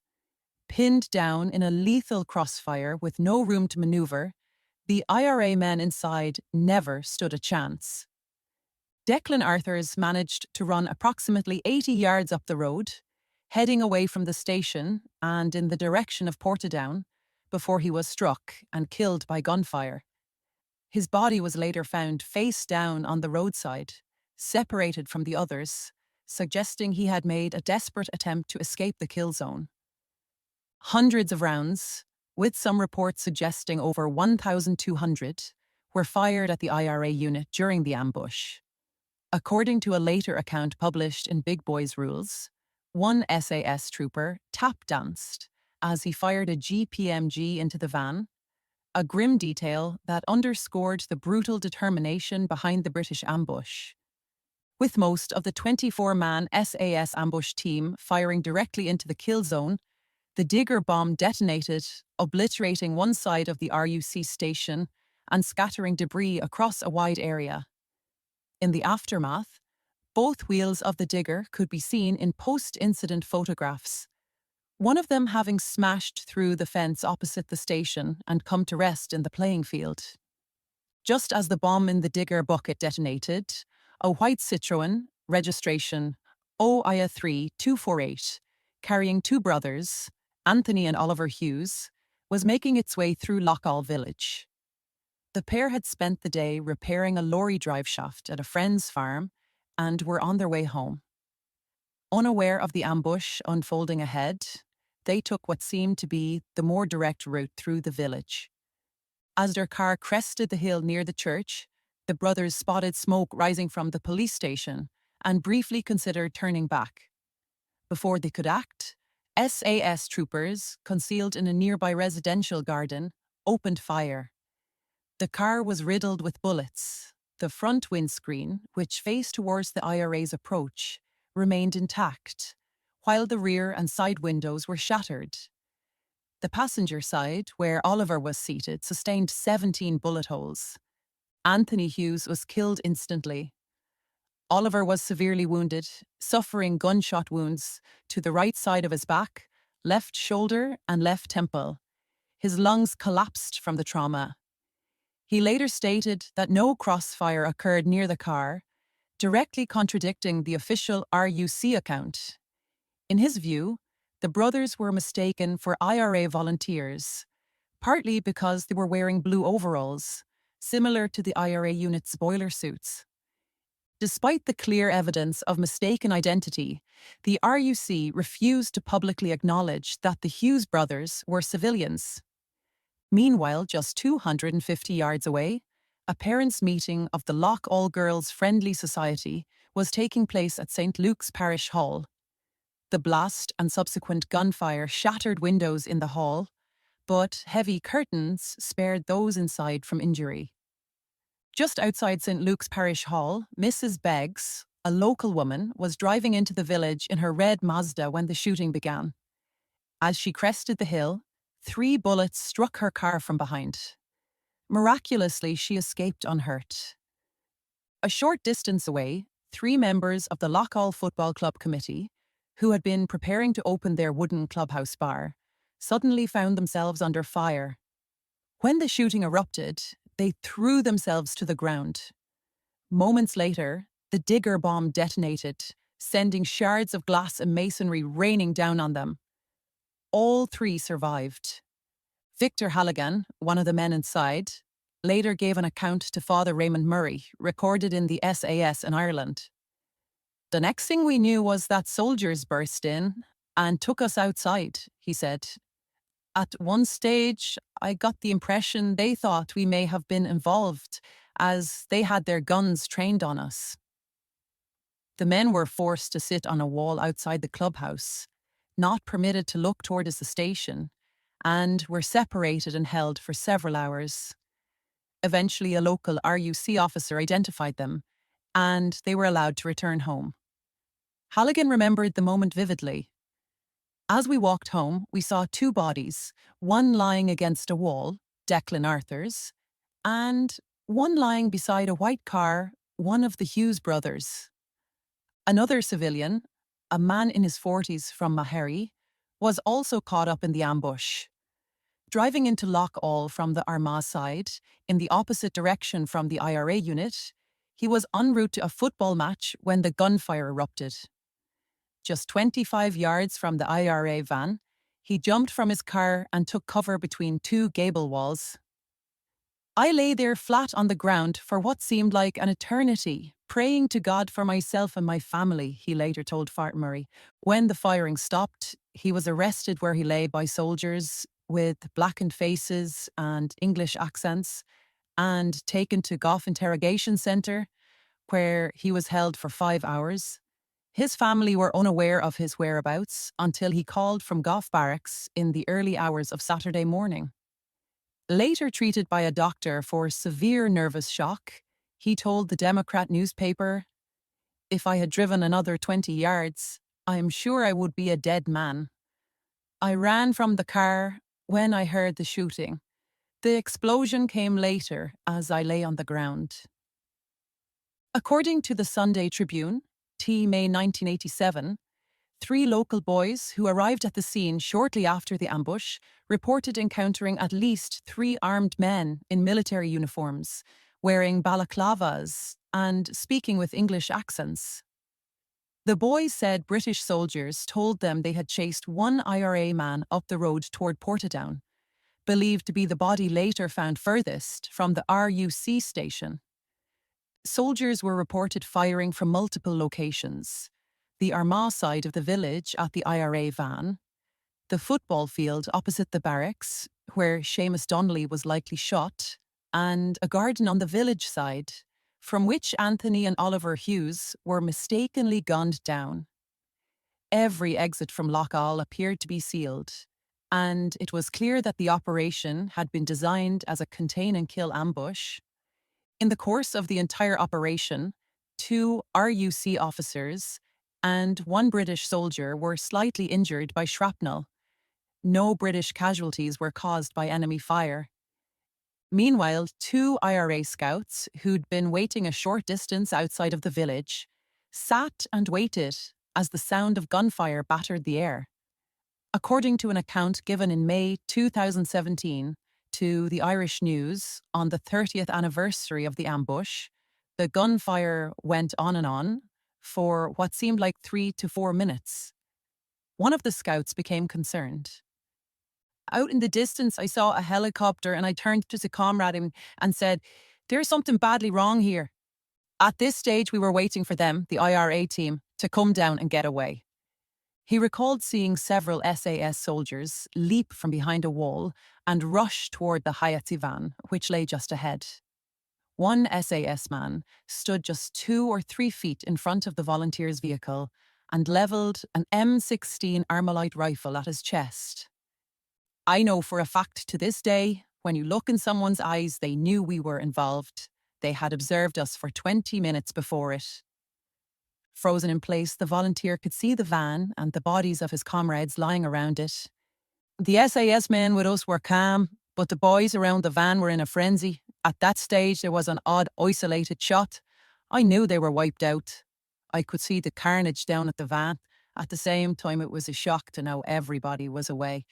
According to the former volunteer, he and his comrade narrowly escaped death, thanks to the arrival of 2 elderly civilians, who appeared on the road at just the right moment, diverting the SAS attention. The Loughgall ambush was the greatest loss of life suffered by the IRA in a single incident since the Black and Tan War, 1919 to 1921. The IRA volunteers who died were Tony Gormley, 24, Patrick Kelly, 30, Padraig McKerney, 32, Jim Lynagh, 31, Eugene Kelly, 25, Declan Arthurs, 21, Gerard O'Callaghan, 29, and Seamus Donnelly, 19. Anthony Hughes, the innocent civilian cut down by SAS fire, was 36. The morning after the Loughgall ambush, a photograph of Superintendent Harry Breen appeared on the front page of the newsletter. The operation had resulted in the largest single loss of life for the IRA since the 1920s. 8 volunteers killed during a failed bomb and gun attack on Loughgall RUC station in County Armagh, and thrust Breen, then RUC Deputy Divisional Commander for the Armagh area, into the media spotlight. His image appeared beside a photograph of a police cordon on the edge of the village, beneath the sensational headline, "Wipeout, Provo Death Squad Blasted." For many Republicans, Breen's high-profile association with the ambush served to mark him as a target. The RUC's post-operation display of recovered weapons featured just 1 empty magazine and a single spent cartridge, both allegedly linked to the IRA unit. If any shots were fired by the volunteers, it was speculated that only Tony Gormley had discharged an automatic weapon, while Gerard O'Callaghan may have fired a single round from a shotgun. The absence of significant return fire has been cited by critics as further evidence that the ambush was designed for elimination, not engagement. The weapon used to kill UDR soldier William Graham, shot dead by the IRA just days before the ambush, was recovered at Loughgall shortly afterwards. Several of the firearms recovered from the scene had been linked to at least 7 previous murders, a fact that has since been cited as evidence that security forces may have knowingly allowed the operation to proceed in order to stage the ambush. RUC Chief Superintendent Harry Breen himself highlighted this point, as he publicly displayed the seized weapons in the aftermath of the attack. Meanwhile, John Crawley, a former US Marine and IRA volunteer, later recalled that when news of the killings first reached the prison where he was incarcerated, inmates began cheering, believing the dead were British soldiers. It wasn't until later, Crawley said, that the full reality of the ambush set in, and the cheering gave way to shock and devastation. Senior Sinn Féin activist and former Member of Parliament Barry McElduff, who would later marry the sister of Patrick Kelly, the IRA commander killed at Loughgall, reflected on the initial news coverage in a 1989 interview with the Irish Republican magazine Iris. He said, "A television news flash had been far from clear on that Friday evening. Reports were coming in, heavy casualties. Time passed, and successive bulletins were no more than sketchy. There were 8, now 9 dead. It was well after midnight when the BBC reporter noted that most of the deceased had been from the South Tyrone area. The same individual dispassionately recorded that this was the worst moment the provisionals have had since they came into being. Tomorrow would bring the names and the arrived at British version of events." In a statement issued by the East Tyrone Brigade the next day, the IRA paid tribute to their fallen comrades. 8 volunteers of the East Tyrone Brigade died on active service while launching an attack at Loughgall RUC barracks. Crown forces, who heavily outnumbered the volunteers, surrounded them and assassinated them. Volunteers who shot their way out of the ambush and escaped saw other volunteers being shot on the ground after being captured. The British Army and the RUC had everything in their favour: personnel, weaponry, and communications. Our volunteers died courageously, and we salute them and pledge our commitment to pursue the goal of peace and justice for the Irish people. The East Tyrone Brigade extends its deepest sympathy and condolences to the families of our dead comrades. The IRA also extended its sympathy to the family of the civilian killed at Loughgall. Brian Arthurs, brother of Declan Arthurs, was living and working in the United States at the time of the Loughgall ambush. Upon hearing of his brother's death, he immediately flew home to Ireland. On arrival, he was intercepted by the RUC at the airport, interrogated, and subsequently arrested. During his detention, he was shown graphic photographs of Declan's body at the scene. On the night of the ambush, British soldiers reportedly celebrated the deaths of the 8 IRA men with a party. According to an account in Peter Taylor's book Brits, there was a huge party that probably went on for hours. A lot of beer was drunk. Taylor, who also produced the BBC 2 documentary series Brits on the role of intelligence during the Troubles, uncovered further details about how kill operations were routinely marked by celebration. In interviews with members of the security forces, he learned that SAS soldiers sometimes marked successful ambushes with personalized cakes, commemorating the names and locations of those killed, a macabre tradition surrounding covert SAS ambushes. That same night, with the area around the bombed RUC station sealed off and the bodies of the IRA unit still lying where they had apparently fallen, a forensic scientific officer arrived on scene to examine the weapons and remains prior to their formal removal. Details of the aftermath, some of which contradict key elements of earlier accounts, including those of witnesses, were subsequently revealed during the 1995 inquest into the ambush. Body 1, Patrick Kelly. This body was lying face upwards on the ground at the front OS of the Toyota van. The body was dressed in a blue boiler suit with pink rubber gloves on the hands, a hood on the head, and socks over the footwear. There was a rifle lying on top of the body with a piece of stone on top of the rifle. The stone was probably debris from the explosion at the RUC station, suggesting that this person was lying on the ground before the explosion. Body 2, Tony Gormley. This body was lying face upwards on the pavement at the NGS of the Toyota van in the vicinity of the open side door of the van, with the head partly under the van. The body was dressed in a blue boiler suit, with red rubber gloves on the hands and a hood over the head. The body was lying on top of the right leg of another body, body 3, strongly suggesting that body 3 was lying on the ground before body 2 fell to the ground. The right arm of body 2 was under the right foot of body 3.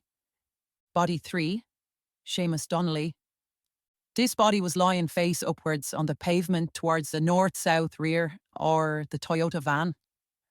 The body was dressed in a blue boiler suit with yellow rubber gloves on the hands and a hood, which appeared to have been pulled just off the head when the body was on the ground. Body 4, Padraig McCartney. This body was lying face downwards along the OS panel inside the rear of the van, with the head towards the rear door. The body was dressed in a blue boiler suit and red rubber gloves on the hands and a hood over the head. Body 5, Jim Lee Na. This body was lying face upward diagonally across the rear interior of the van, with the feet towards the rear door. The body was dressed in a blue boiler suit with woolen-type gloves on the hands and a hood on the head. Pieces of a large cover that had been taped over the rear door window of the van were lying on top of the body, suggesting that the body was on the floor before the explosion occurred. Body 6, Eugene Kelly. The body was seated in the driver's seat of the Toyota van. The body was dressed in a grey anorak on top of a blue boiler suit and had woolen-type gloves on the hands. The body had massive damage to the top of the head, and there was a woolen-type cap lying on top of the ENS dashboard with pieces of scalp, tissue and blood on its inside surface. I concluded that this cap must have been on the head at the time the body suffered the head damage. Body 7, Declan Arthurs. This body was lying face upwards in a laneway opposite Loughgall Football Club premises. The body was dressed in a blue shop-type coat, jeans and sweatshirt with rubber gloves on the hands. A disposable-type cigarette lighter was lying on top of the body, close to the right hand. There was no boiler suit or hood on this body. Body 8, Gerard O'Callaghan. This body was lying on its right side on the pavement at the Loughgall side of the laneway. The body was dressed in a blue boiler suit with rubber gloves on the hands. There was no hood on the body. Body 9, Anthony Hughes. This body was seated, with the seatbelt on, in the driver's seat of a white Citroën GS special car, registration number OIA 3428. The body was dressed in a polo neck pullover and jeans. There was no boiler suit, hood, or gloves on the body. In June 1995, the families of the 9 men killed at Loughgall came together to form the Loughgall Truth and Justice Campaign, a group dedicated to uncovering the full truth behind the events of May 8, 1987, and to seek justice for what they believed were unlawful killings. As part of their efforts, a mock trial was held on April 10, 1997, in New York City, just weeks before the 10th anniversary of the ambush. Conducted in front of a sitting U.S. Supreme Court judge, the event was intended to shine international light on the use of lethal force by British forces in the north of Ireland, and to challenge the prevailing narrative that the killings were unavoidable. More than a decade later, after the ambush, in May 1998, 3 independent experts compiled forensic and operational reports into the events at Loughgall. The initiative was led by Dennis Lynch, a prominent New York-based civil rights lawyer, and sought to assess whether the SAS operation on Friday, May 8, 1987, was conducted with the aim of preventing an attack or ensuring the deaths of those involved. One of the key contributors was Kenneth Cummings, a former U.S. Navy SEAL officer with specialist training from the SAS. In his findings, Cummings concluded, the SAS operation on the day of the incident was not intended to prevent an attack on the RUC barracks. Instead, the operation was planned and executed to kill all IRA personnel involved in the incident. Otherwise stated, on May 8, 1987, the SAS acted as judge, jury, and executioner for the 9 residents of the N, including one totally innocent civilian. The fact that a second civilian was not also killed is the only operational mistake in the SAS plan of operation that day of the incident. Cummings also raised disturbing questions about the manner of death of Patrick Kelly, the reported leader of the IRA unit. It is of great interest to note in confirmation of this report that the reported leader of the IRA personnel involved in this incident, Patrick Kelly, was someone who received mortal wounds while lying on the ground. It is standard SAS practice for SAS forces involved as part of their operating procedures to kill, by shooting in the head or anywhere while close up, individuals who apparently survived an SAS operation or the reported leader of forces opposing the SAS. The reported missing tooth of Patrick Kelly is also consistent with an SAS practice of taking a souvenir from a dead person as a trophy of a successful operation. Further concerns were raised by Dr. Hiroshi Nakazawa, an independent pathologist who reviewed the official autopsy reports. He criticized the sequence and pace of the post-mortem examinations, which were conducted over a compressed 2-day period. Initially, I note that autopsies of 9 individuals were performed over a 2-day period of time. On May 9, 1987, the autopsy of Anthony Hughes was performed from 11:30 a.m. to 2:55 p.m. by Thomas K. Marshall. Mr. Marshall also performed the autopsy of Patrick Kelly on that same day from 2:55 p.m. to 5 p.m. The autopsy of Michael A. Gormley was performed from 5 p.m. to 7:15 p.m. to 9:25 p.m. that day. Conducting these 4 autopsies in a back-to-back fashion is not a preferred practice and provides little time for the pathologist to properly evaluate all pathology issues with an autopsy. Dr. Nakazawa expressed particular concern regarding the forensic evidence recorded in Patrick Kelly's post-mortem report. Of particular interest in the autopsy report of Mr. Kelly is the wounds to the head that expose the brain.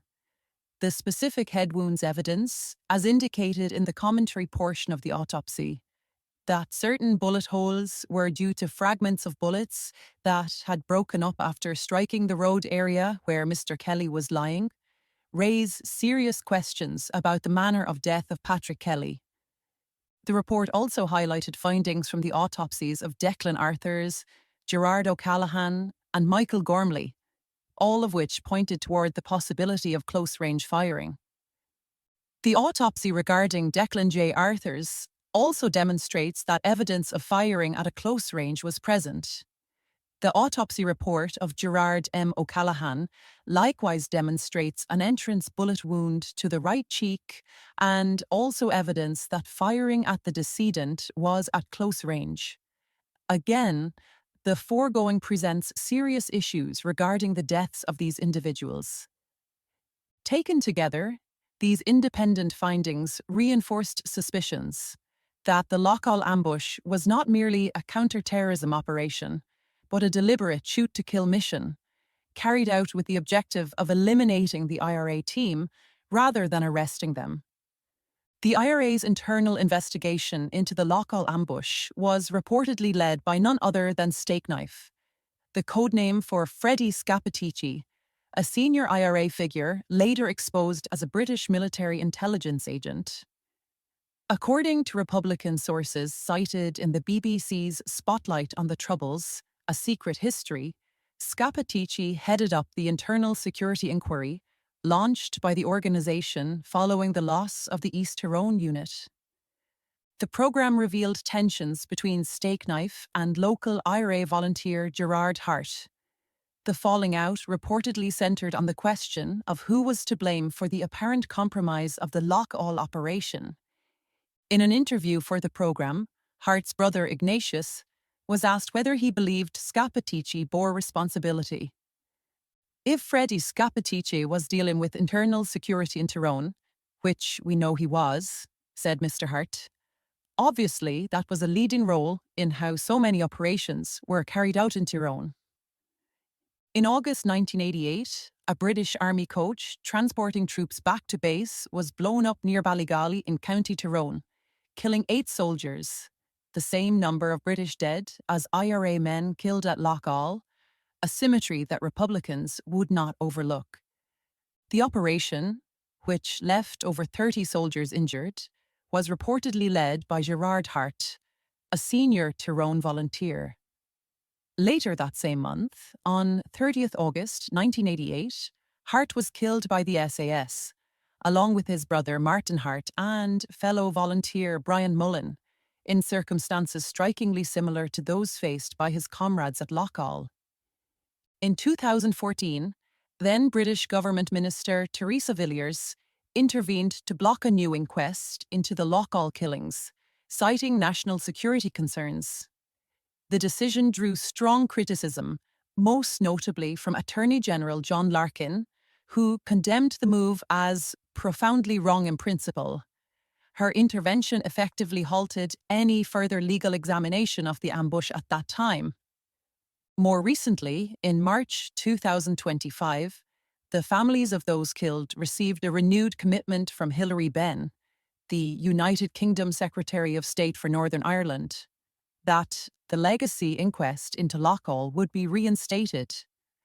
This reversal followed the government's pledge to repeal key elements of the Legacy Act, which had previously obstructed inquiries into controversial killings during the Troubles. The funerals of the 8 IRA volunteers prompted a massive outpouring of grief, anger, and defiance across nationalist and Republican communities. Tens of thousands turned out to mourn the men, who were hailed as martyrs by supporters of the armed struggle. But from the political establishment, there was no condemnation of the scale or nature of British force used during the ambush. Speaking at one of the funerals, Sinn Féin President Gerry Adams said, "Loughgall will become a tombstone for British policy in Ireland and a bloody milestone in the struggle for freedom, justice and peace. Margaret Thatcher and Tom King and all the other rich and powerful people will be sorry, in their time, that Loughgall happened." At the funeral of Paddy Kelly, as the RUC watched from a distance, a masked woman volunteer emerged from the mourners and read a statement on behalf of the IRA's East Tyrone Brigade. The statement, which was given a rapturous applause by mourners, said, "While we accept the loss of 8 comrades murdered by the British Crown Forces, we have a message for the British. The East Tyrone Brigade, IRA, is still here. Make no mistake about it. The slaughter of our comrades has made us stronger, resolute, and even more determined to ram home to the British that we are capable of striking at their heart wherever and whenever the opportunity arises." A report in the Republican newspaper An Foblacht captured the tension and symbolism of Jim Linaya's funeral as his body was returned across the border into Tyrone. Carmel Linaya stood alone but defiant in front of the row of RUC Land Rovers, which had provided an unwanted escort to the border for her son Jim.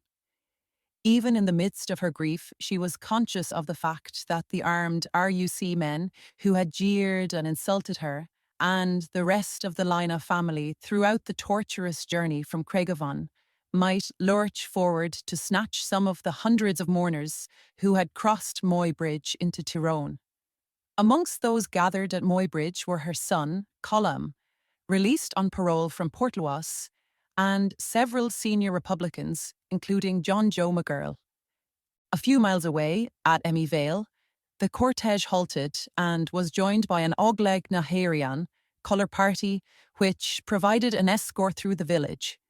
From a side entry, 3 more volunteers, armed with automatic rifles, stepped forward and fired 3 single volleys, and then a sustained volley of shots over the coffin of their fallen comrade. As the volunteers lowered their rifles, Jim's brother, Finbar, patted the coffin, knowing that Jim would not only have appreciated the honour, but also the risks taken in giving it. When the armed volunteers returned through the entry to a waiting van, they found their way blocked by Garda Special Task Force men carrying submachine guns. Seeing what was happening, the crowd surged forward towards them, oblivious to threats and gunfire from the Taskies, and using their bare hands, they lifted the patrol car blocking the road and tossed it into an empty drain, with an armed Garda inside. Another plainclothes Garda leapt into the drain with two uniformed colleagues, firing wildly in the air and almost taking the head off the Garda nearest to him. Fianna Fáil Foreign Minister Brian Lenihan laid the blame squarely on the IRA, claiming the organisation had trapped young people into the cycle of violence. In the north, DUP MP Willie McCrea declared that justice has been done, while UUP representative Ken McGuinness said he was encouraged by the operation. Even in Britain, the response reflected a lack of concern for due process. Labour Party leader Neil Kinnock publicly welcomed what he called a victory against men of violence. At the funeral of Gerard O'Callaghan, 29 when he was killed in the ambush, Catholic priest Father Patrick Campbell said, "Yesterday in this church we celebrated the funeral mass of John McKeever, a man of nearly 80 years of age, who died a natural death. Today's funeral is very different. The remains of Gerard O'Callaghan, of Tullymore, still in his 20s, lie before the altar, his body riddled with bullets, one of 9 Irishmen shot dead in Loughgall last Friday evening by British armed forces in the conflict that continues to engulf this part of our island. All violence is frightening and terrible. Every war is ugly and obscene and brings with it mountains of human pain, anguish and suffering and the irreplaceable loss of human life. All human tears are much the same, Catholic or Protestant, British or Argentinian, Russian or American. Most of us manage to keep out of the arena of war. Others are not so fortunate. It is a fact, however regrettable, that as long as injustice exists in any of the areas that touch upon the dignity of the human person, there will be violent reaction. If politicians do not decide and act for just change, then the field is open to violence. Violence thrives best when there is political vacuum and a refusal of political movement. Pope John Paul II, Drogheda, 1979. We Catholic nationalists of the North have been the victims of gross injustice since the partition of this island. That oppression, which has continued now for nearly 70 years, is no more legitimate, no less immoral now than then. This is what we know. This we must not be afraid to say, welcome or unwelcome, because it is the truth. Everybody on this island must hear us, and in Britain and in the world. Our political situation is intolerable, and there is little sign of redress. I say these words because it is out of this situation that many deaths have come. Gerard O'Callaghan is one of thousands. How many more will there be before we can hope to live out our lives in some kind of political normality? Is there to be any end to the pain and suffering and loss of life? Speaking at a commemoration marking the first anniversary of the ambush, Martin McGuinness reflected on the scale of force used against the IRA unit. "We had 8 young men with a motley of rifles and 700 pounds of homemade explosives against what is one of the most superior armies in the world, the British Army."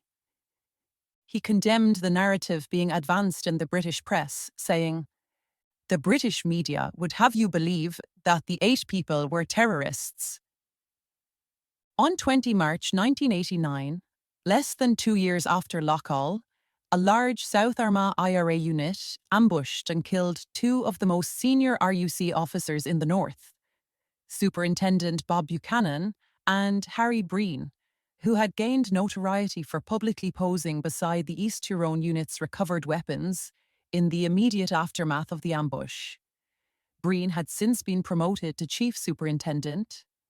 The two officers were returning from a cross-border meeting with senior Gardaí in Dundalk when their car was intercepted near Jonesboro and cut down in a hail of automatic fire.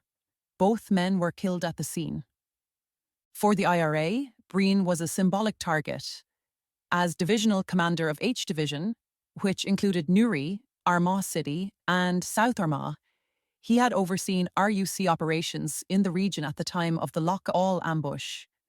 He had also appeared in newspapers the morning after Loughgall, standing beside a table of captured IRA weapons, flanked by headlines hailing the wipeout of a Provo death squad. That image, seared into the Republican consciousness, had made Breen a marked man. According to IRA sources, the objective had been to capture and interrogate him about the annihilation of the East Tyrone unit at Loughgall in 1987, in hopes of uncovering the identity of a suspected informer. As ironic as it was mysterious, both officers were shot dead during the ambush, before any questioning could take place. Just weeks later, the shadow of Loughgall surfaced again, this time through a controversial claim about the origins of the ambush. In June 1989, speculation emerged that the IRA had identified a County Tyrone woman as the source of intelligence that led to the SAS operation. In an interview published in Sunday Life, 3rd December 1989, the woman alleged that the go-ahead call for the Loughgall attack had been made from her home, though not, she insisted, by anyone in her family.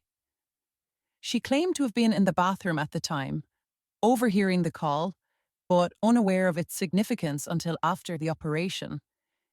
She described being taken from her home by three men on 21st May 1989, less than 2 months after the Edenapa Road ambush. The car was stopped at an RUC checkpoint, and all three men were later charged with kidnapping. The woman was placed in protective custody at Thiepval Barracks, then transferred to Nottingham. In her interview, she claimed that upon her return to Tyrone, she entered into a pact with the IRA and withdrew her testimony against the accused. Her story raised further questions, specifically whether her identification as a suspected informer was linked to intelligence recovered from Breen and Buchanan's documents following their assassination. While this theory has long fueled speculation, available reports suggest that the woman was not directly connected to the planning or execution of the Loughgall ambush. Ian Phoenix, a senior RUC officer, tasked with coordinating the headquarters Mobile Support Unit HMSU response, was present alongside SAS personnel and other British security officials at the time of the Loughgall ambush. He was among those monitoring the operation when the command "Go, go, go" came over the radio, signalling the start of the SAS assault. What Phoenix witnessed in the aftermath would leave a lasting psychological impact. According to accounts from colleagues, he was deeply shaken by the sight of the carnage at the scene.